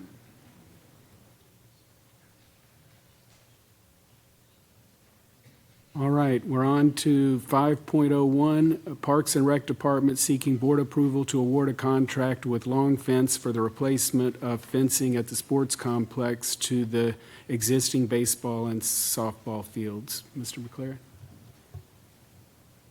Mr. Chairman, I guess we're on 5.10B. Yes, If it's yes, officially you're right. amended there, but it is still a 5.10 on board docs there. Yes, this is a request awarding a contract to Long Fence for the Culpeper County Sports Complex for redoing the fencing and backstop replacement. It is in the amount of $581,557. The funds for this project have been previously appropriated in this current fiscal year, specifically through the approval and adoption of the fiscal year 26 through 30 capital improvement program as well. The contract documents are posted as well on board docs for consumption there. Be happy to answer any questions. Parks and Rec Director Andrew Hardy is here as well if you have any further questions about the details of the project. Questions for Mr. McLaren or Mr. Hardy? Or discussion or a motion? Mr. Chairman, so I've talked to Mr. Hardy about this, and there's no bigger advocate in this room for recreation than me. And I've pushed for recreation since I've been on the board for 10 years. But I think we can pause on this. It's not a necessity. We're going to have to work with the town, and I know Ms. Brown, and I'm okay with a hiring freeze, but we have a pool that we're all very proud of coming on, and we're going to have to work with the town to hire lifeguards, et cetera, for that, which is a great thing that's going to be coming on board Memorial Day weekend. But this, and I hate to say, but we can pause on it. And there's some other things that the parking lot out there that needs to be done is going to cost about the same thing, and that's a necessity. This, I think, can wait. So being a Parks and County liaison with the committee, I think they would agree with me that it can wait, and I just say let's defer on this until we can afford it, and we're not as worried about the budget as much as we are now. Does everybody agree with deferral? Yes, sir. I don't believe we need a motion for that, so that if everyone, you fine with that, Mr. McLaren, just a consensus for deferral? Thank you, Mr. Chairman. Yeah. Okay, great. Thank you, Supervisor Deal. Next up, which either 5.03 or if that were 5.01B, 5.02, the board will discuss and potentially vote on the elimination of the newly created Deputy County Administrator position. Mr. Chairman. Yes, A Mr. resolution regarding the newly created Deputy County Administrator position. If you review your staff, please review the record.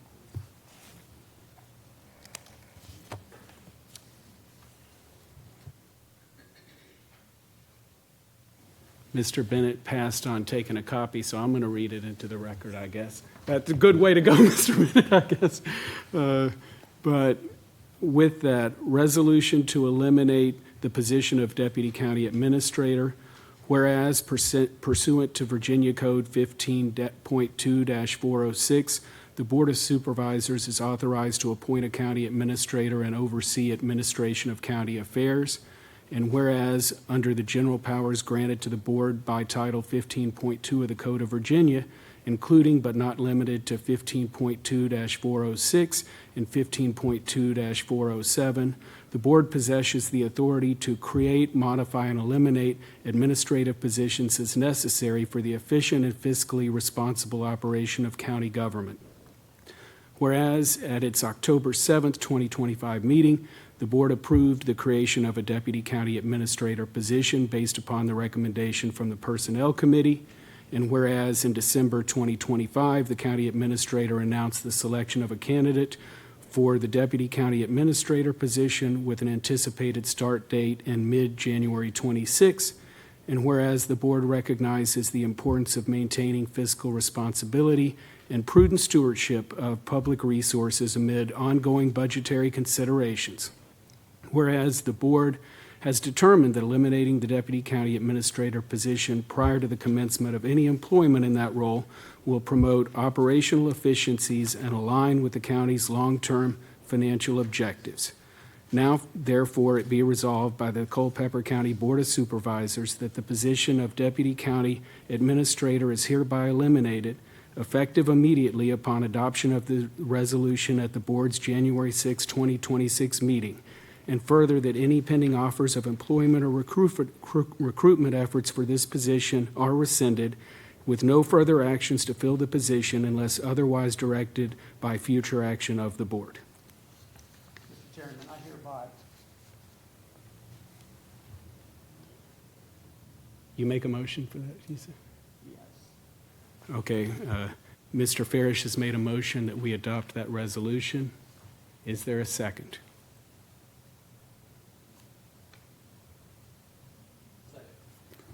We have a Another motion. point of order. Yes, sir, Mr. Bates, point of order. We're, in this resolution, we're stating codes, and in the third or fourth paragraph down, we're talking about how we can't rescind previous action. Our Board of we just approved the rules of procedure for the Board of Supervisors, no changes. And it clearly states that you can't undo a prior decision in two situations that both of them apply right now.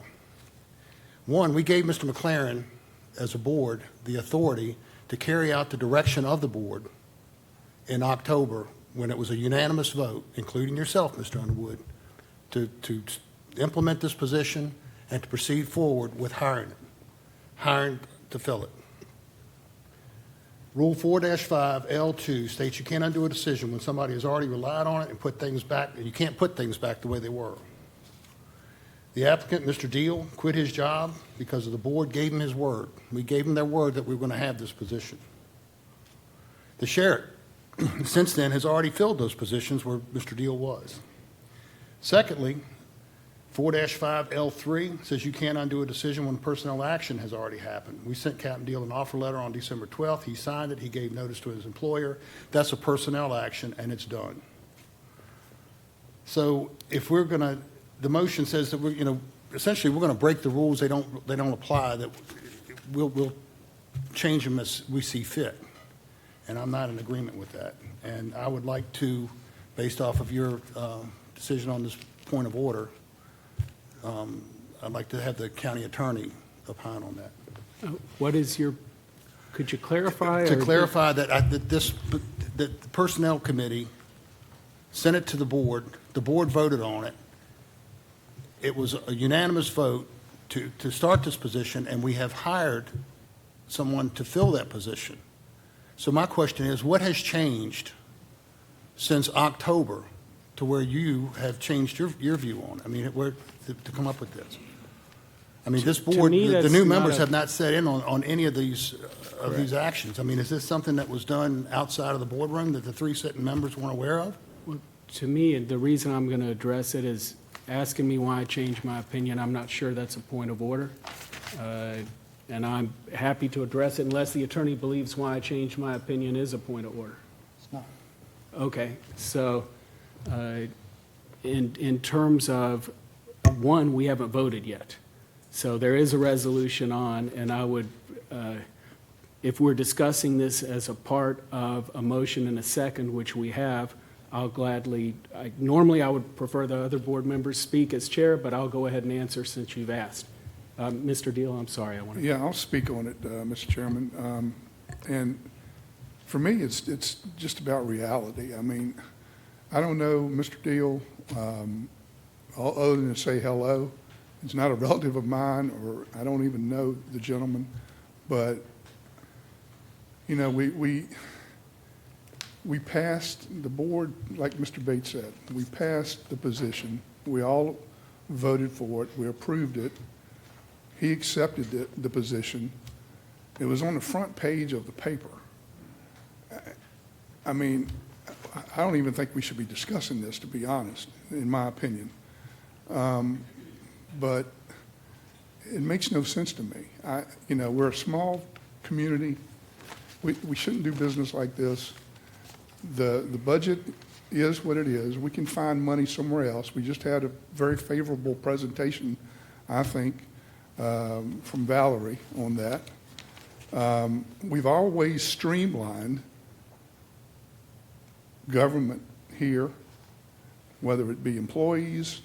When I came on the board back 10 years ago, the tax rate was between 80 and 85 cents per $100 of assessed value, the real estate tax.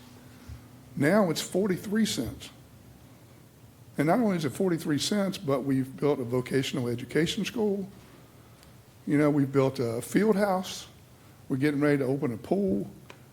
We've done some marvelous things. But 43 cents is, as we always say, one of the lowest tax rates in the state of Virginia. And I don't see that going up much, if any. I don't want it to go up. I've fought for 10 years to keep it low.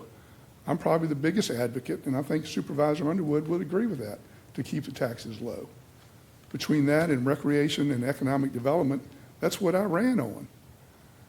So, but to impact a person's life and family, if we do this, to me, in this small community, is not the right thing to do.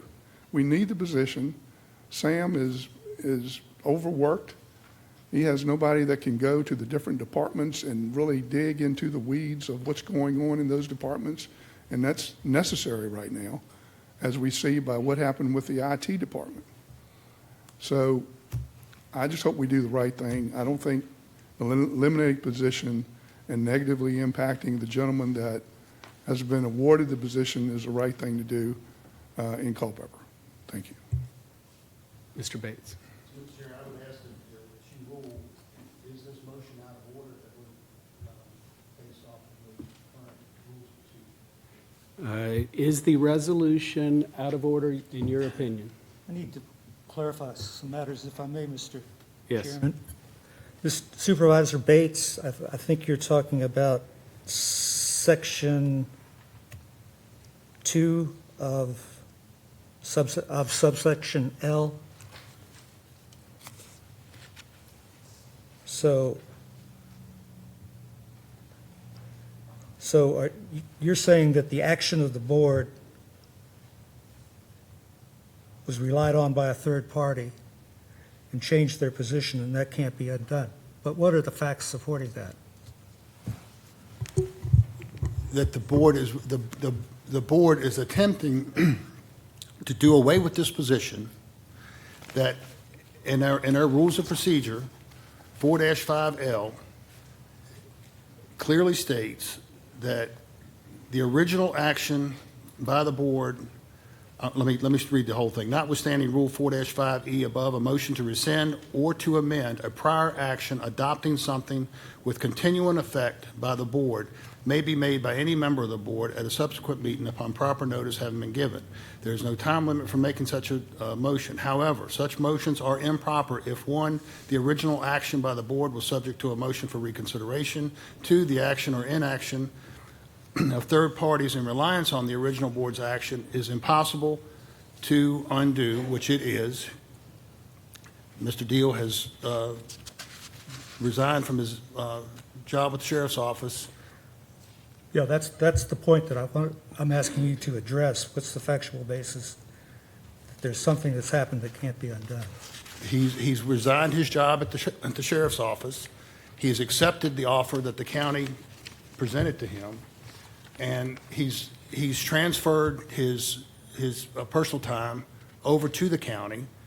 Should he not get this job, the county is going to be exposed for, I would say, damages, because, 1, he's not going to be able to take his job back with the sheriff's office at the same position he had. He's going to have to take a cut in pay. So there are damages there, and so that's the personal action. I mean, it's pretty clear. Relative to the point of order, I guess, is what you're supposed to be addressing. Yeah. So, the statement under this section is under the board's rules, pretty clear that the action of a third party in reliance on the original board's action is impossible to undo. So Mr. Deal, in reliance upon the board's action in October to create this position, received a term letter or whatever from the county, accepted it, and then he resigned from his position as director of a department, I believe, at the sheriff's office. And if he were to go back at this point, that position's already been Correct. filled, and he would have to go in at a lesser position, lesser pay. So at this point, what has happened to Mr. Deal is impossible to undo, as the board's rules state. So this is advisory only. But I would have to say that the point is well taken, that under the rules of the board, that to rescind the action of October, that would not be well taken. It would violate rule, let me get the whole thing here, 4-5L, relating to motions. The board chair rules that the position can be eliminated, and that the way that if you were to interpret the way the parliamentarian is, that means anytime you hire anyone, you couldn't eliminate a position.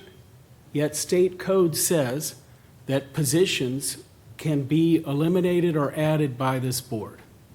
And what we're doing, the motion and the resolution, is to eliminate a position. The actual position can be eliminated. Actions that are based on that, this board in the past has eliminated positions. I've been here when we eliminated positions, and clearly the people who were in those positions had prior commitments from the county, meaning they were hired, and their positions were then eliminated. So what we are doing is within the normal keeping and what is allowed under Virginia law.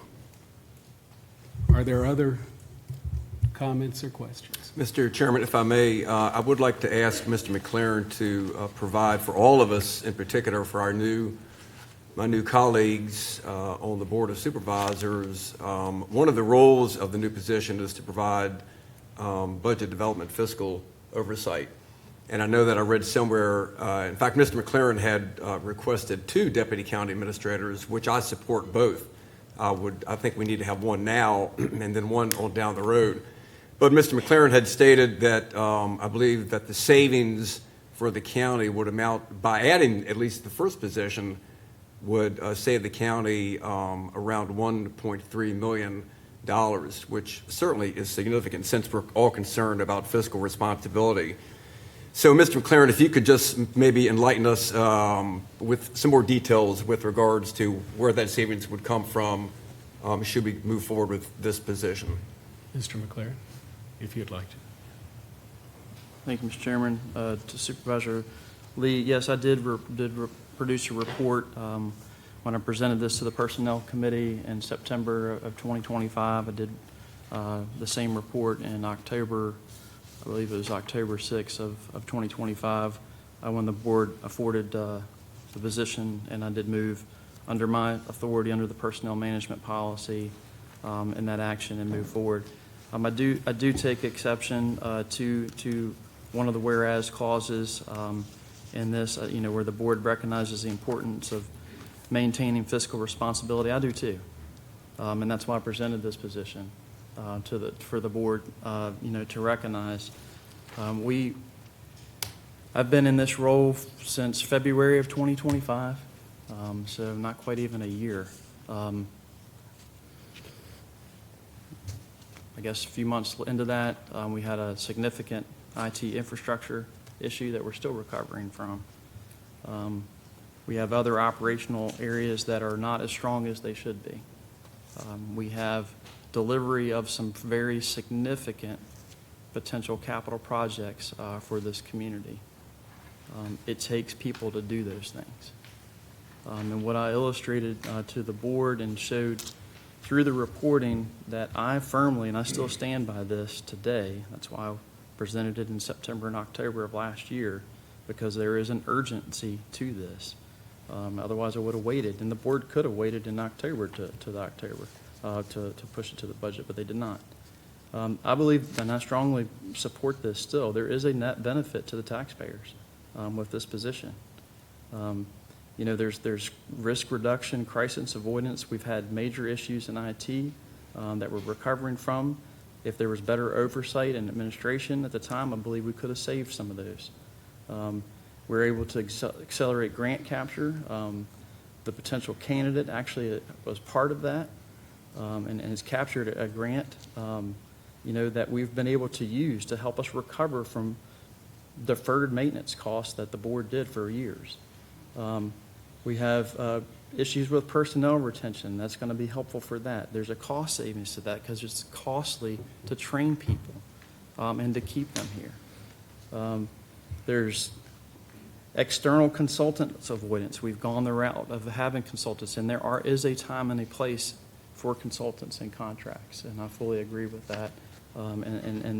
But we can avoid some of those things by having a deputy county administrator. The other thing that emergencies do expose, not only does it expose good people that come to the rescue, but it also exposes your weaknesses. And when we have a county with 56,000 people and growing, and we haven't changed our organizational structure that much in administration, it becomes difficult, and those pressure points are real. And that's why I presented that. And it is a cost effect to that, to the taxpayer. The creating an environment where we have accountability, where we have continuity of service. Taxpayers, when they go to the dump, they expect it to be open. Well, it's difficult to do that if you don't have people to run that. And part of that operational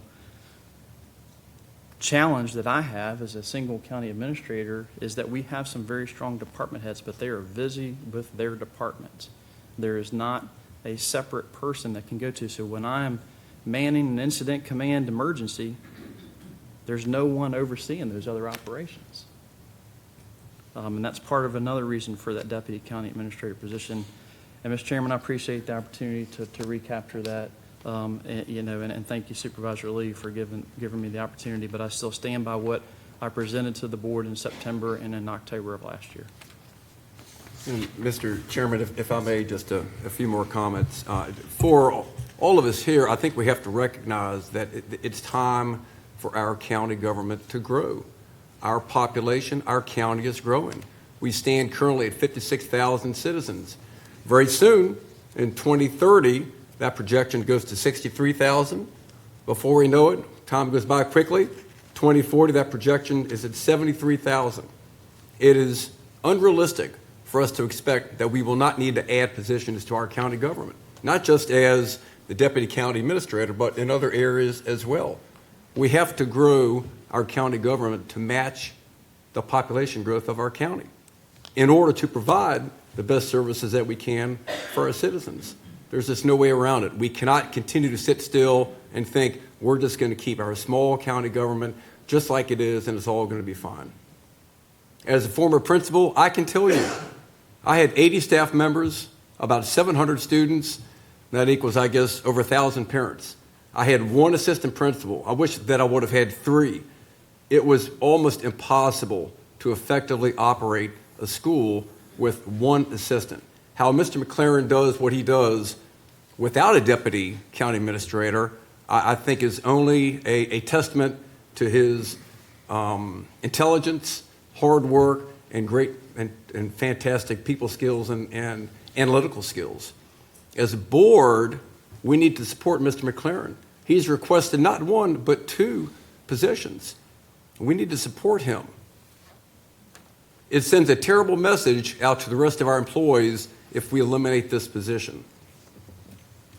It also sends a terrible message to anybody of talent who might want to come and work in Culpeper County, because certainly they're going to look around and say, well, I'm not going to go work there.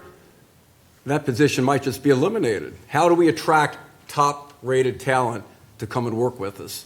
if we eliminate this position. We can't. And then finally, as Mr. Deal, Supervisor Deal said earlier, to eliminate this position at this point in time, after one of Culpeper's finest has already accepted this position, folks, that's just wrong. That's just the wrong thing to do. So we have a moral obligation and a professional obligation as a board to honor the commitment that we have extended to one of Culpeper's finest. And that person operated in a good faith towards us when we extended a job offer to him and he accepted that job offer. Is it not proper for us to extend the good faith back to that person? And this is a significant moment in this person's life because, as we've said, he has left his previous opportunity and now he and his family are dependent on this position. Where is our good faith back to that individual? And dare I say, if this same situation would happen to any of us on the board, we would be appalled. All of us would be. So, thank you, Mr. Chairman. Thank you, Supervisor Lee.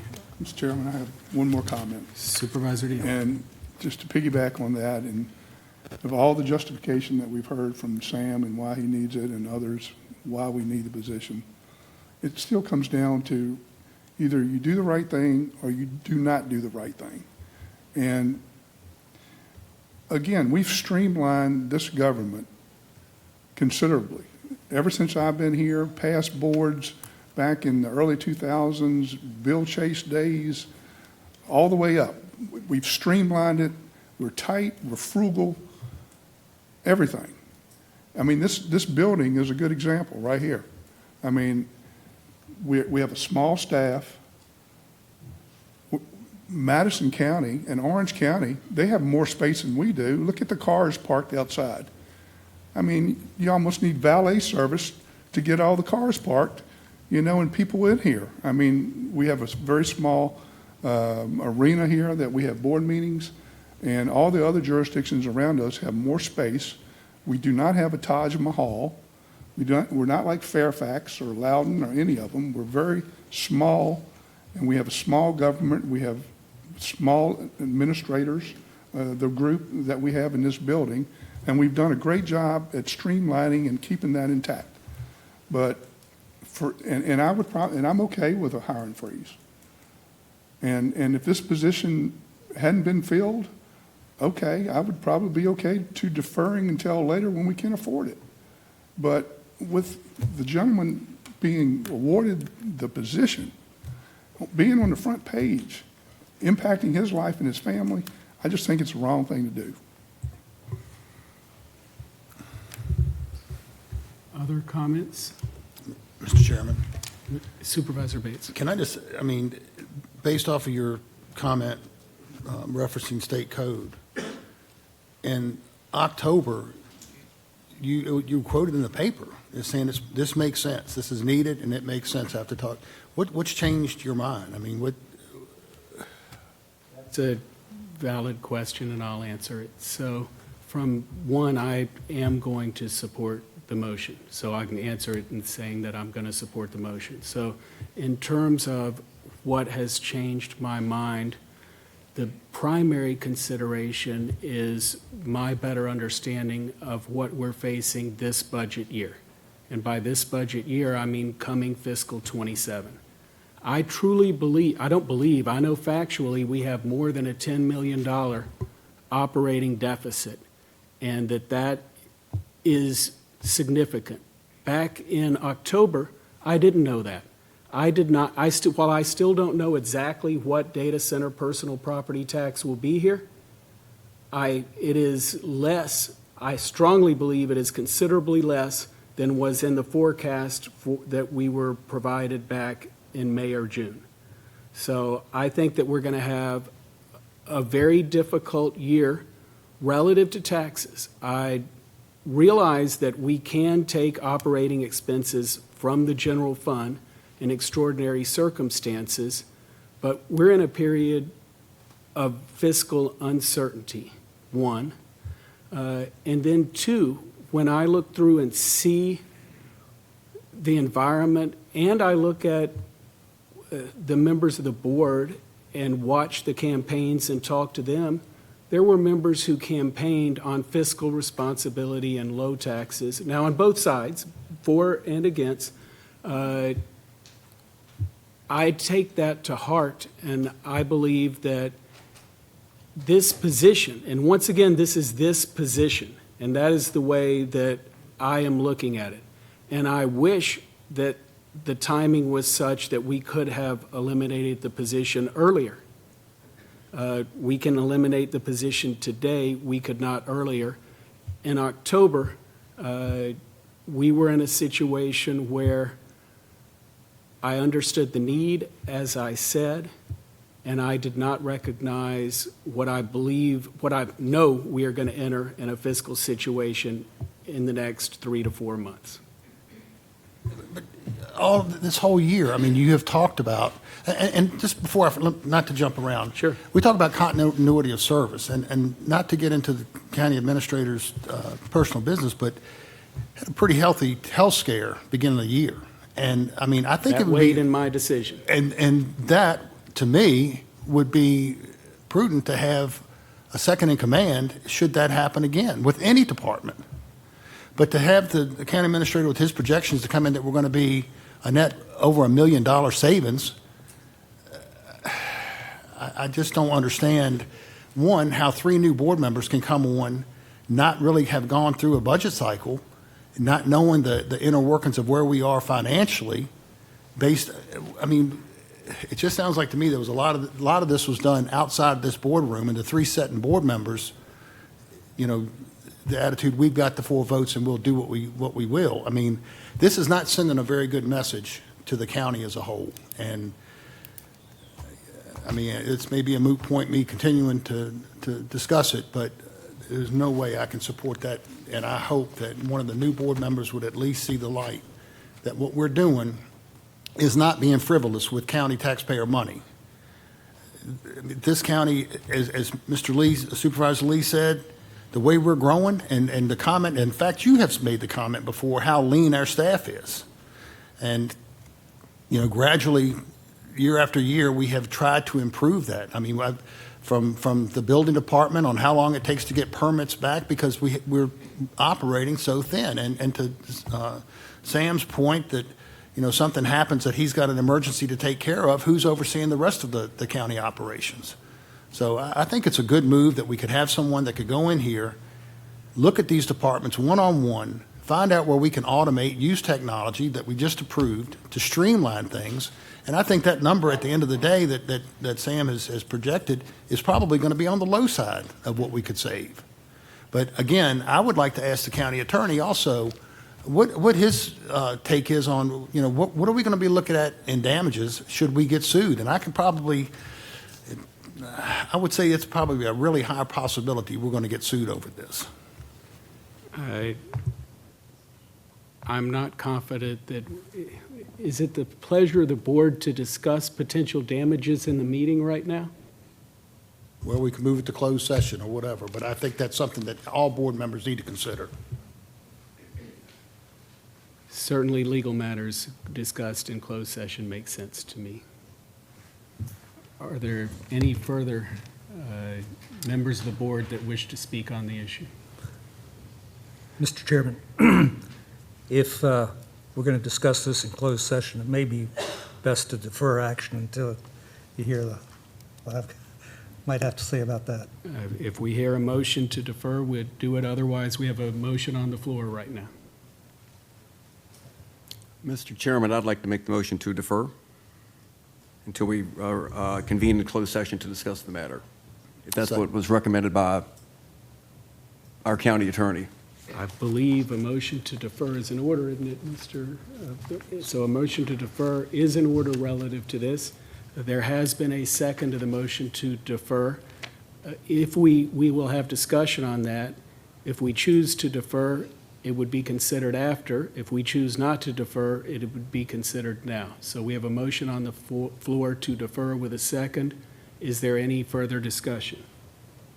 I'm sorry, I didn't quite understand what you were saying. What I'm We saying. would convene the closed session this afternoon after, this morning after the regular meeting, correct? Yes, so what I'm saying is what you were saying essentially, that the motion to defer takes precedent. It has been seconded. We discuss that now. If we vote to defer, we then do what you suggest and discuss it after closed session. If we don't vote to defer, Oh. then the motion is still on the floor. Gotcha, okay. And we consider it. Understood. Yes, sir, understood. Thank you. Any further? Yes, but a motion, I believe, and the parliamentarian can correct, but I believe by Robert's rules, a motion to defer takes precedence. Yeah, this is, in effect, has a higher priority than the first motion. Correct. So without further discussion, we are going to have a vote on the motion to defer consideration until after closed session. All of those in favor of deferral, please signify by saying aye. Aye. All those opposed to deferral? Aye. It passes 6-1. We will defer this until after closed session.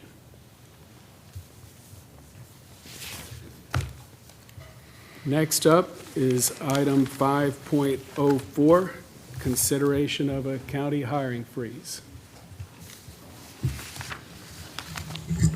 And with that, Mr. Chairman, I had presented you with a resolution. If you would please pass that out. you did. And I move that the County Board of Supervisors hereby approve this implementation. If you could read that resolution. Sure.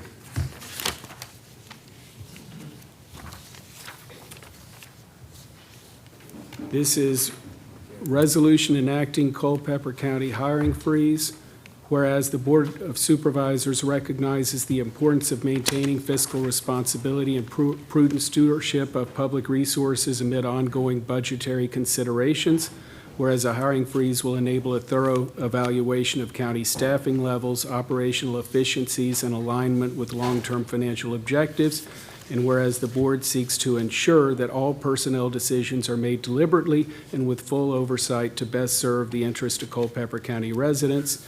Now, therefore, it be resolved that the County Board of Supervisors, by the County Board of Supervisors, that a hiring freeze is hereby implemented effective immediately upon the adoption of this resolution at our January 2026 meeting, and that no such current or future vacant positions for county employees reporting to the county administrator or county attorney shall be filled without the direct and express approval of the Board of Supervisors. And further, that this hiring freeze does not apply to employees of Culpeper County Public Schools or employees under the authority of constitutional officers.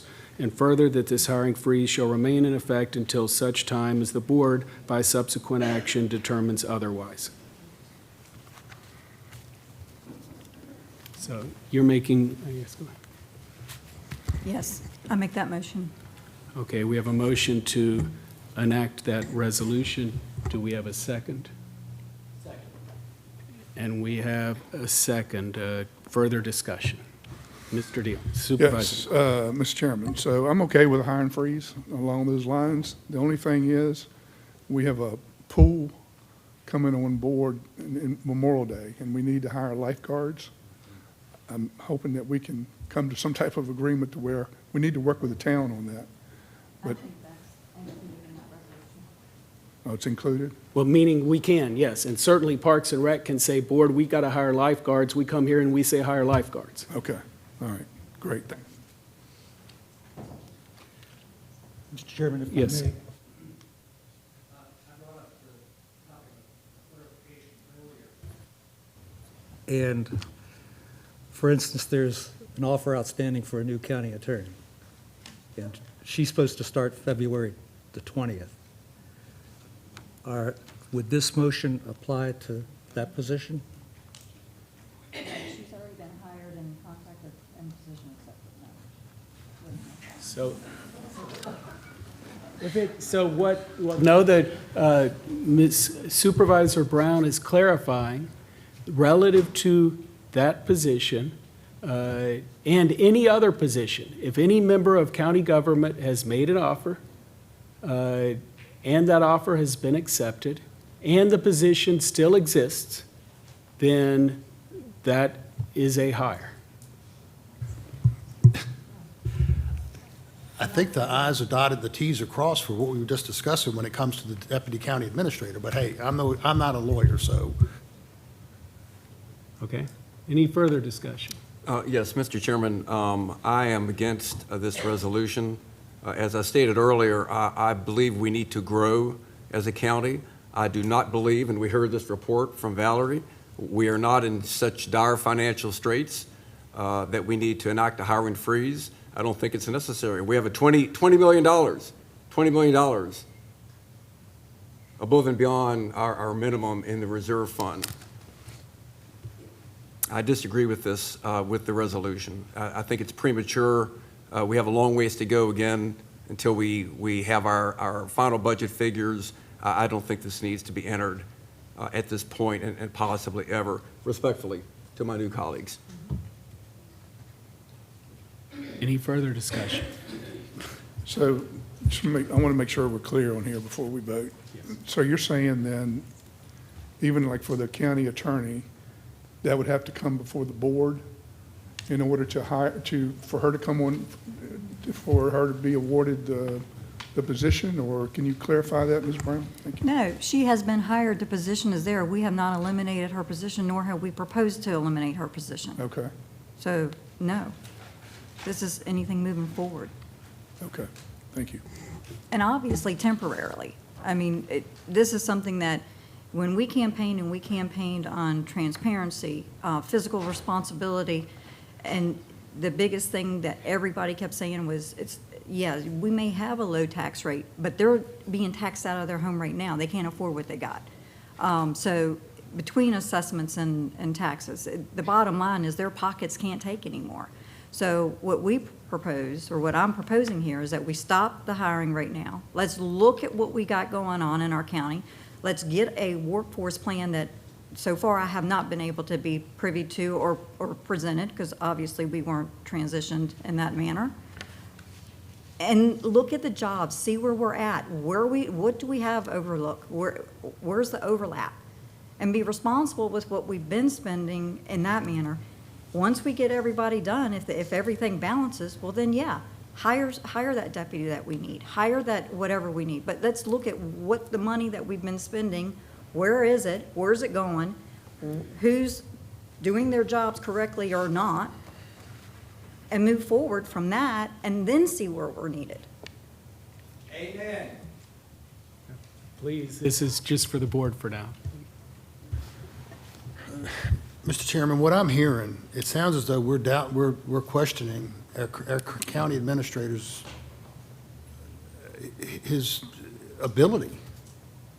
And again, I mean, the PMP, Section 2C1, I mean, we've given him the authority to hire or delegate that authority to department heads. And if there's a new position that's going to be brought forward, it comes before the board, it comes before the Personnel Committee.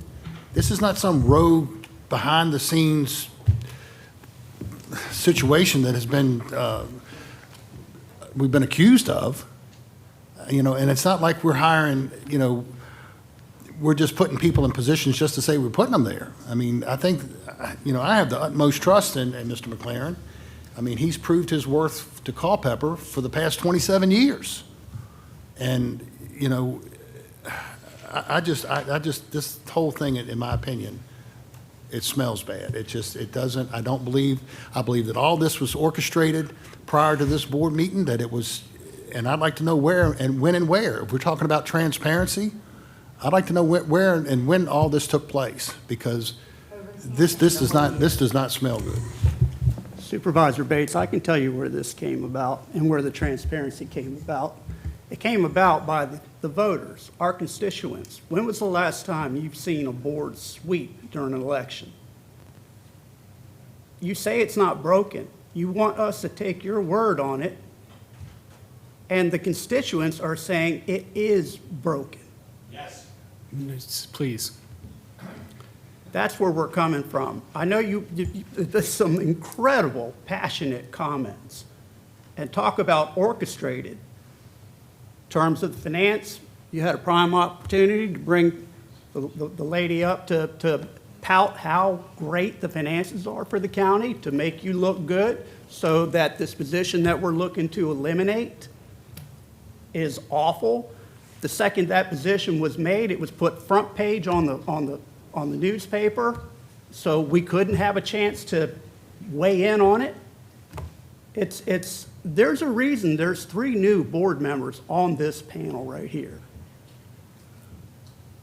So I appreciate all the passionate resistance to this, but we deserve an opportunity to get our legs under us, to find out what's been going on behind the curtain, and that's what we were elected to do, and that's what we will do.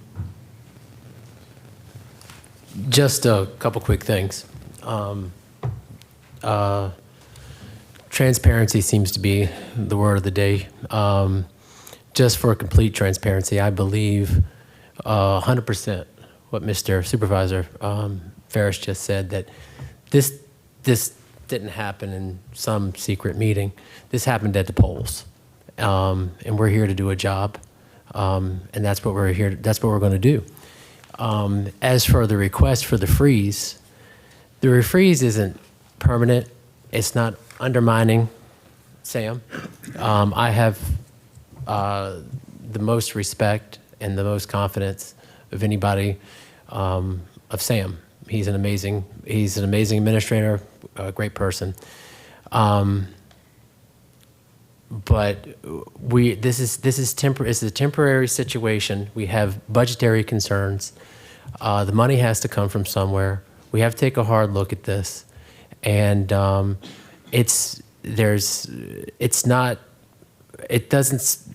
doesn't smell the way that Supervisor Bates just mentioned. Not, in all respect, it's just temporary to wrap our minds around the budget and move forward. That's basically what she's asking for here, and I support the motion. Any further comments? Without that, we'll take a vote. Those in favor of the motion, please signify by saying aye. Aye. Those opposed? Aye.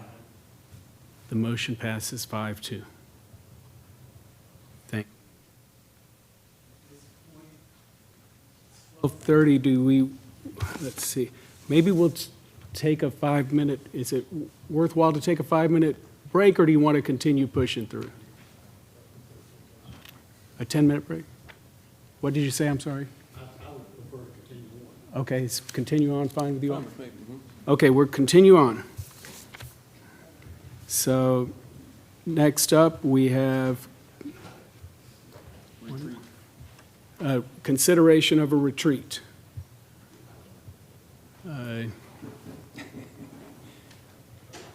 Maybe I made a mistake in continuing on. I think 5 minutes fine, Mr. Chairman. Okay, we'll take 5 minutes. I'll see you all 12:35. We will continue. And with committee reports, Public Works did not meet. Mr. Chairman, point of order, I believe we needed to discuss. Oh, you're right, the, retreat. Thank you Yes, very sir. much. Keeping me on order. New item, retreat. Supervisor Deal, you put it on the agenda. Yeah, I just thought it would be maybe a good idea, since we have a new board, transition of a new board, that maybe we could all get together and talk and collaborate, and, if we need an agenda, we can, draft an agenda, and we could have it potentially at Lynn Park, where there would be no expense, as far as going away or anything. I think it might be a good idea to consider that.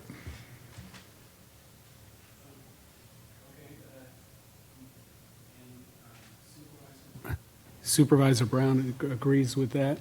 Is there discussion of when would be a good time to do this? How about early March, because then we would have our county attorney, so we would have everyone on board, and it may be a little warmer at Lynn Park. That sounds good. Maybe we just have Mr. McLaren and Andrew Hardy. He takes care of the park down there and the building. Maybe they can coordinate and give us give us a date. Okay, and then the thought would maybe be that we need the majority of a day, because it sounds like we got quite a bit to talk about. 10 to 2, or something. Okay, sounds like it's consensus that we do a retreat in early March, multiple hours at Lynn Park. And Mr. Hardy and Mr. McLaren will hopefully get back to us and help us coordinate that. Okay, great, thank you. Now, 6.0 committee reports. Public Works did not meet. Buildings and Grounds? Did not meet, Supervisor? no, sir. Rules.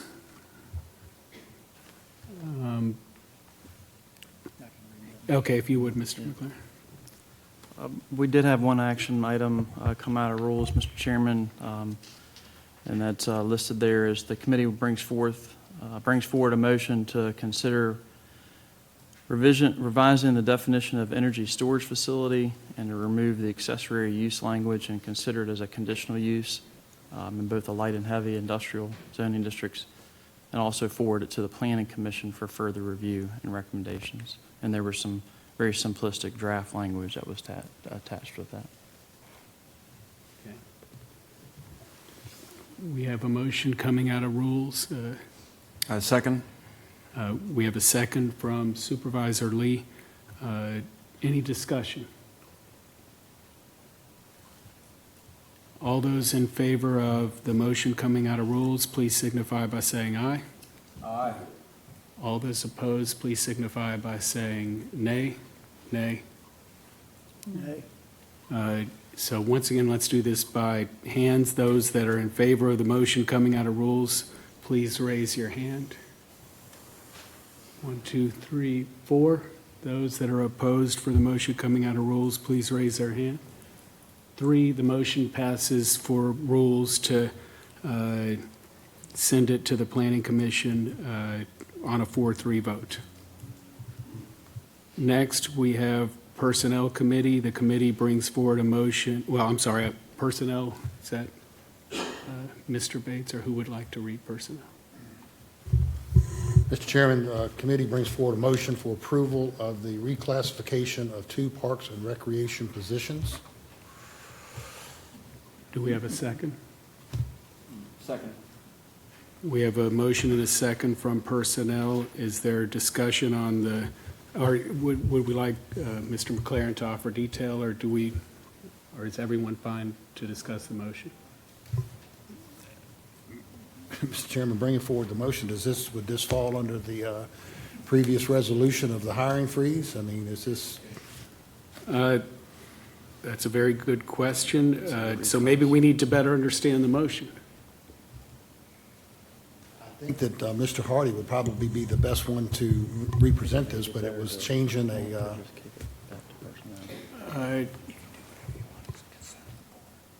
Okay, it's a consent of the board. Maybe Mr. McLaren mentioned maybe it makes sense to send it back to Personnel to better understand.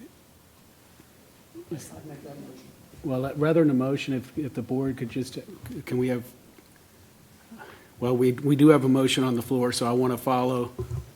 Mr. Chairman, I'll rescind the motion Okay. and refer to the, make the recommendation that we send it back to Personnel, but Okay, for reconsideration. okay, so, Mr. Chairman, just to clarify, is this action to send it back to Personnel is for the benefit of our new supervisors to better understand what's happening? Okay, thank you very much. I support that. okay, we'll just call a vote to make it clean. All those in favor of sending it back, please signify by saying aye. Aye. Okay, it passes unanimously. Mr. Bates next. Supervisor Bates, is there another motion? Sorry. Committee brings forward for approval for minor amendments to the Personnel Management Plan. And if I could, Sam, can you Maybe, do we send that back to you? Yep. make the Okay, motion to send that back to Personnel too? Okay. Tom, the last motion didn't have a second either, just, Oh, it didn't? Uh-oh.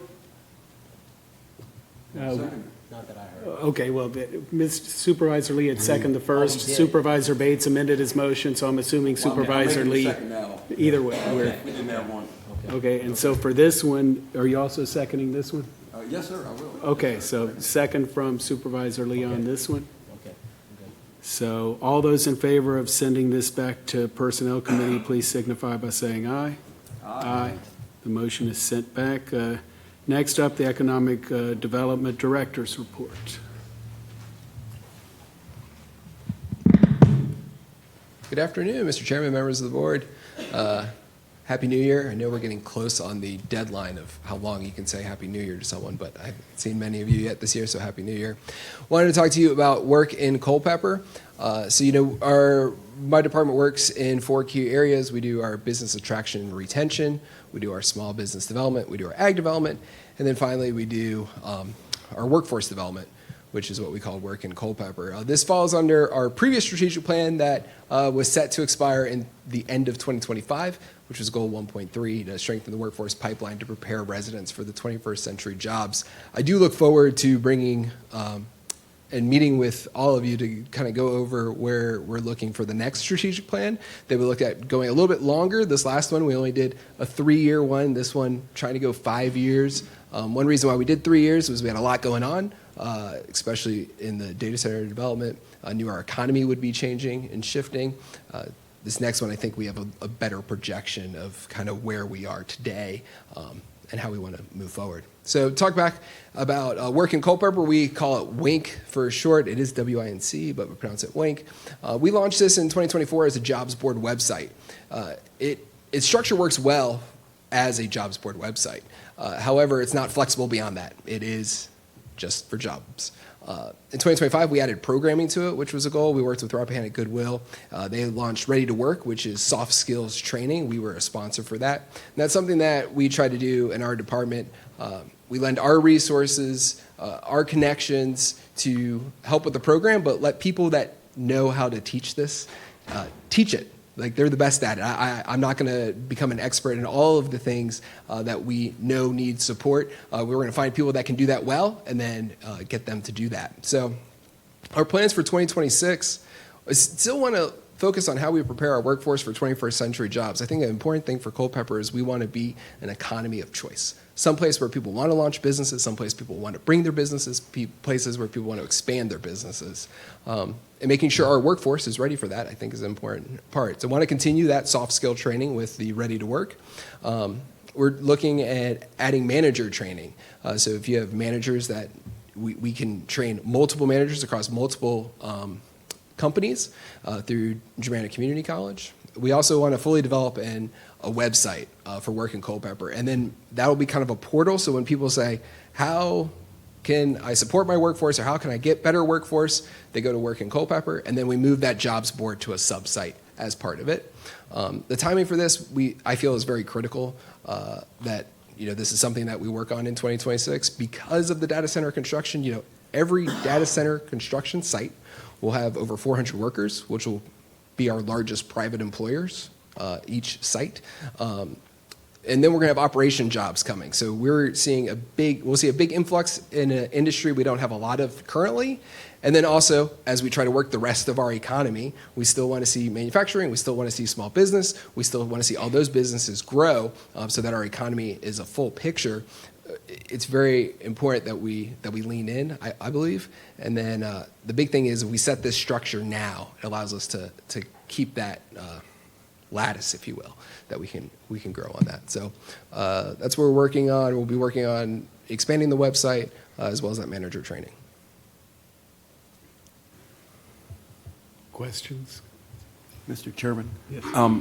Brian, thank you for that report. I would like to encourage you to be mindful of our Spanish-speaking population in the county, whether that be bilingual, programs or information going out. We talked about this last year. I know that you did the Business 101 program in Spanish, things of that nature, maybe even offering classes in English, so that our folks that want to learn English can learn English, and that will make them better at their jobs and better with their kids in school and things like that. I think that's very, very important because a large portion of our population speak Spanish, and I think we need to make sure that we're working with them. And that's an example of why I say we try to find partners that do that. So whether with the Literacy Council, we've connected them with employers who have been looking Yes, to sir. do that, as well as Rappahannock Goodwill Right. does a lot of things. Yeah, thank you. I will just continue. I yeah, think that's extremely absolutely. important for us. Yeah, thank you. Thank you. Administrators report. Thank you, Mr. Chairman. Nothing really there, other than just wanted to remind you now as Mr. Chairman there that we need to set up committees in the very near future. Historically, those are done that second Tuesday of every month, so we'll keep that structure. But that could be as early as next week or February if you wanted to defer on any committee meetings. But we do have some items, as you saw from previous consideration, that have been kicked or referred back for consideration. So what we'll do along those lines is I will publish the committee reports at the conclusion of this meeting, and the chairs of the committees will determine a meeting for next week. I've heard Buildings and Grounds already seems to have something on it, so we know Mr. Lee will be meeting. For the rest, we'll see. Great. Thank you. Closed session. Mr. Vice Chair. Yes, Mr. Chairman, I make a motion that we go into closed session to discuss 4 different issues. First, I guess, being the deferral of new business 5.02 that we discussed earlier. Second, on the closed session agenda 9.01, pursuant to Virginia Code Section 2.2-3711A7 and 8, the board will consult with legal counsel regarding a specific legal matter pertaining to actual or probable litigation, where such consultation or briefing in an open meeting would adversely affect the negotiating or litigating posture of the board, county, and requiring the provision of legal advice by such counsel where, if made public initially, the legal position of the board, county, would be adversely affected.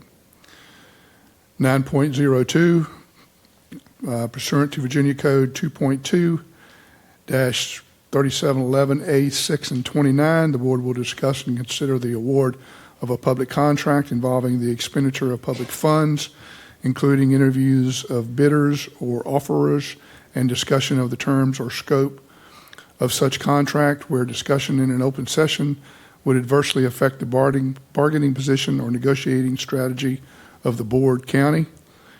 And finally, 9.03, pursuant to Virginia Code Section 2.2-3711A1 and 4, the board will discuss, consider, or interview prospective candidates for employment, assignment, appointment, promotion, performance, demotion, salaries, disciplining, or resignation of specific public officers, appointees, or employees of any public body.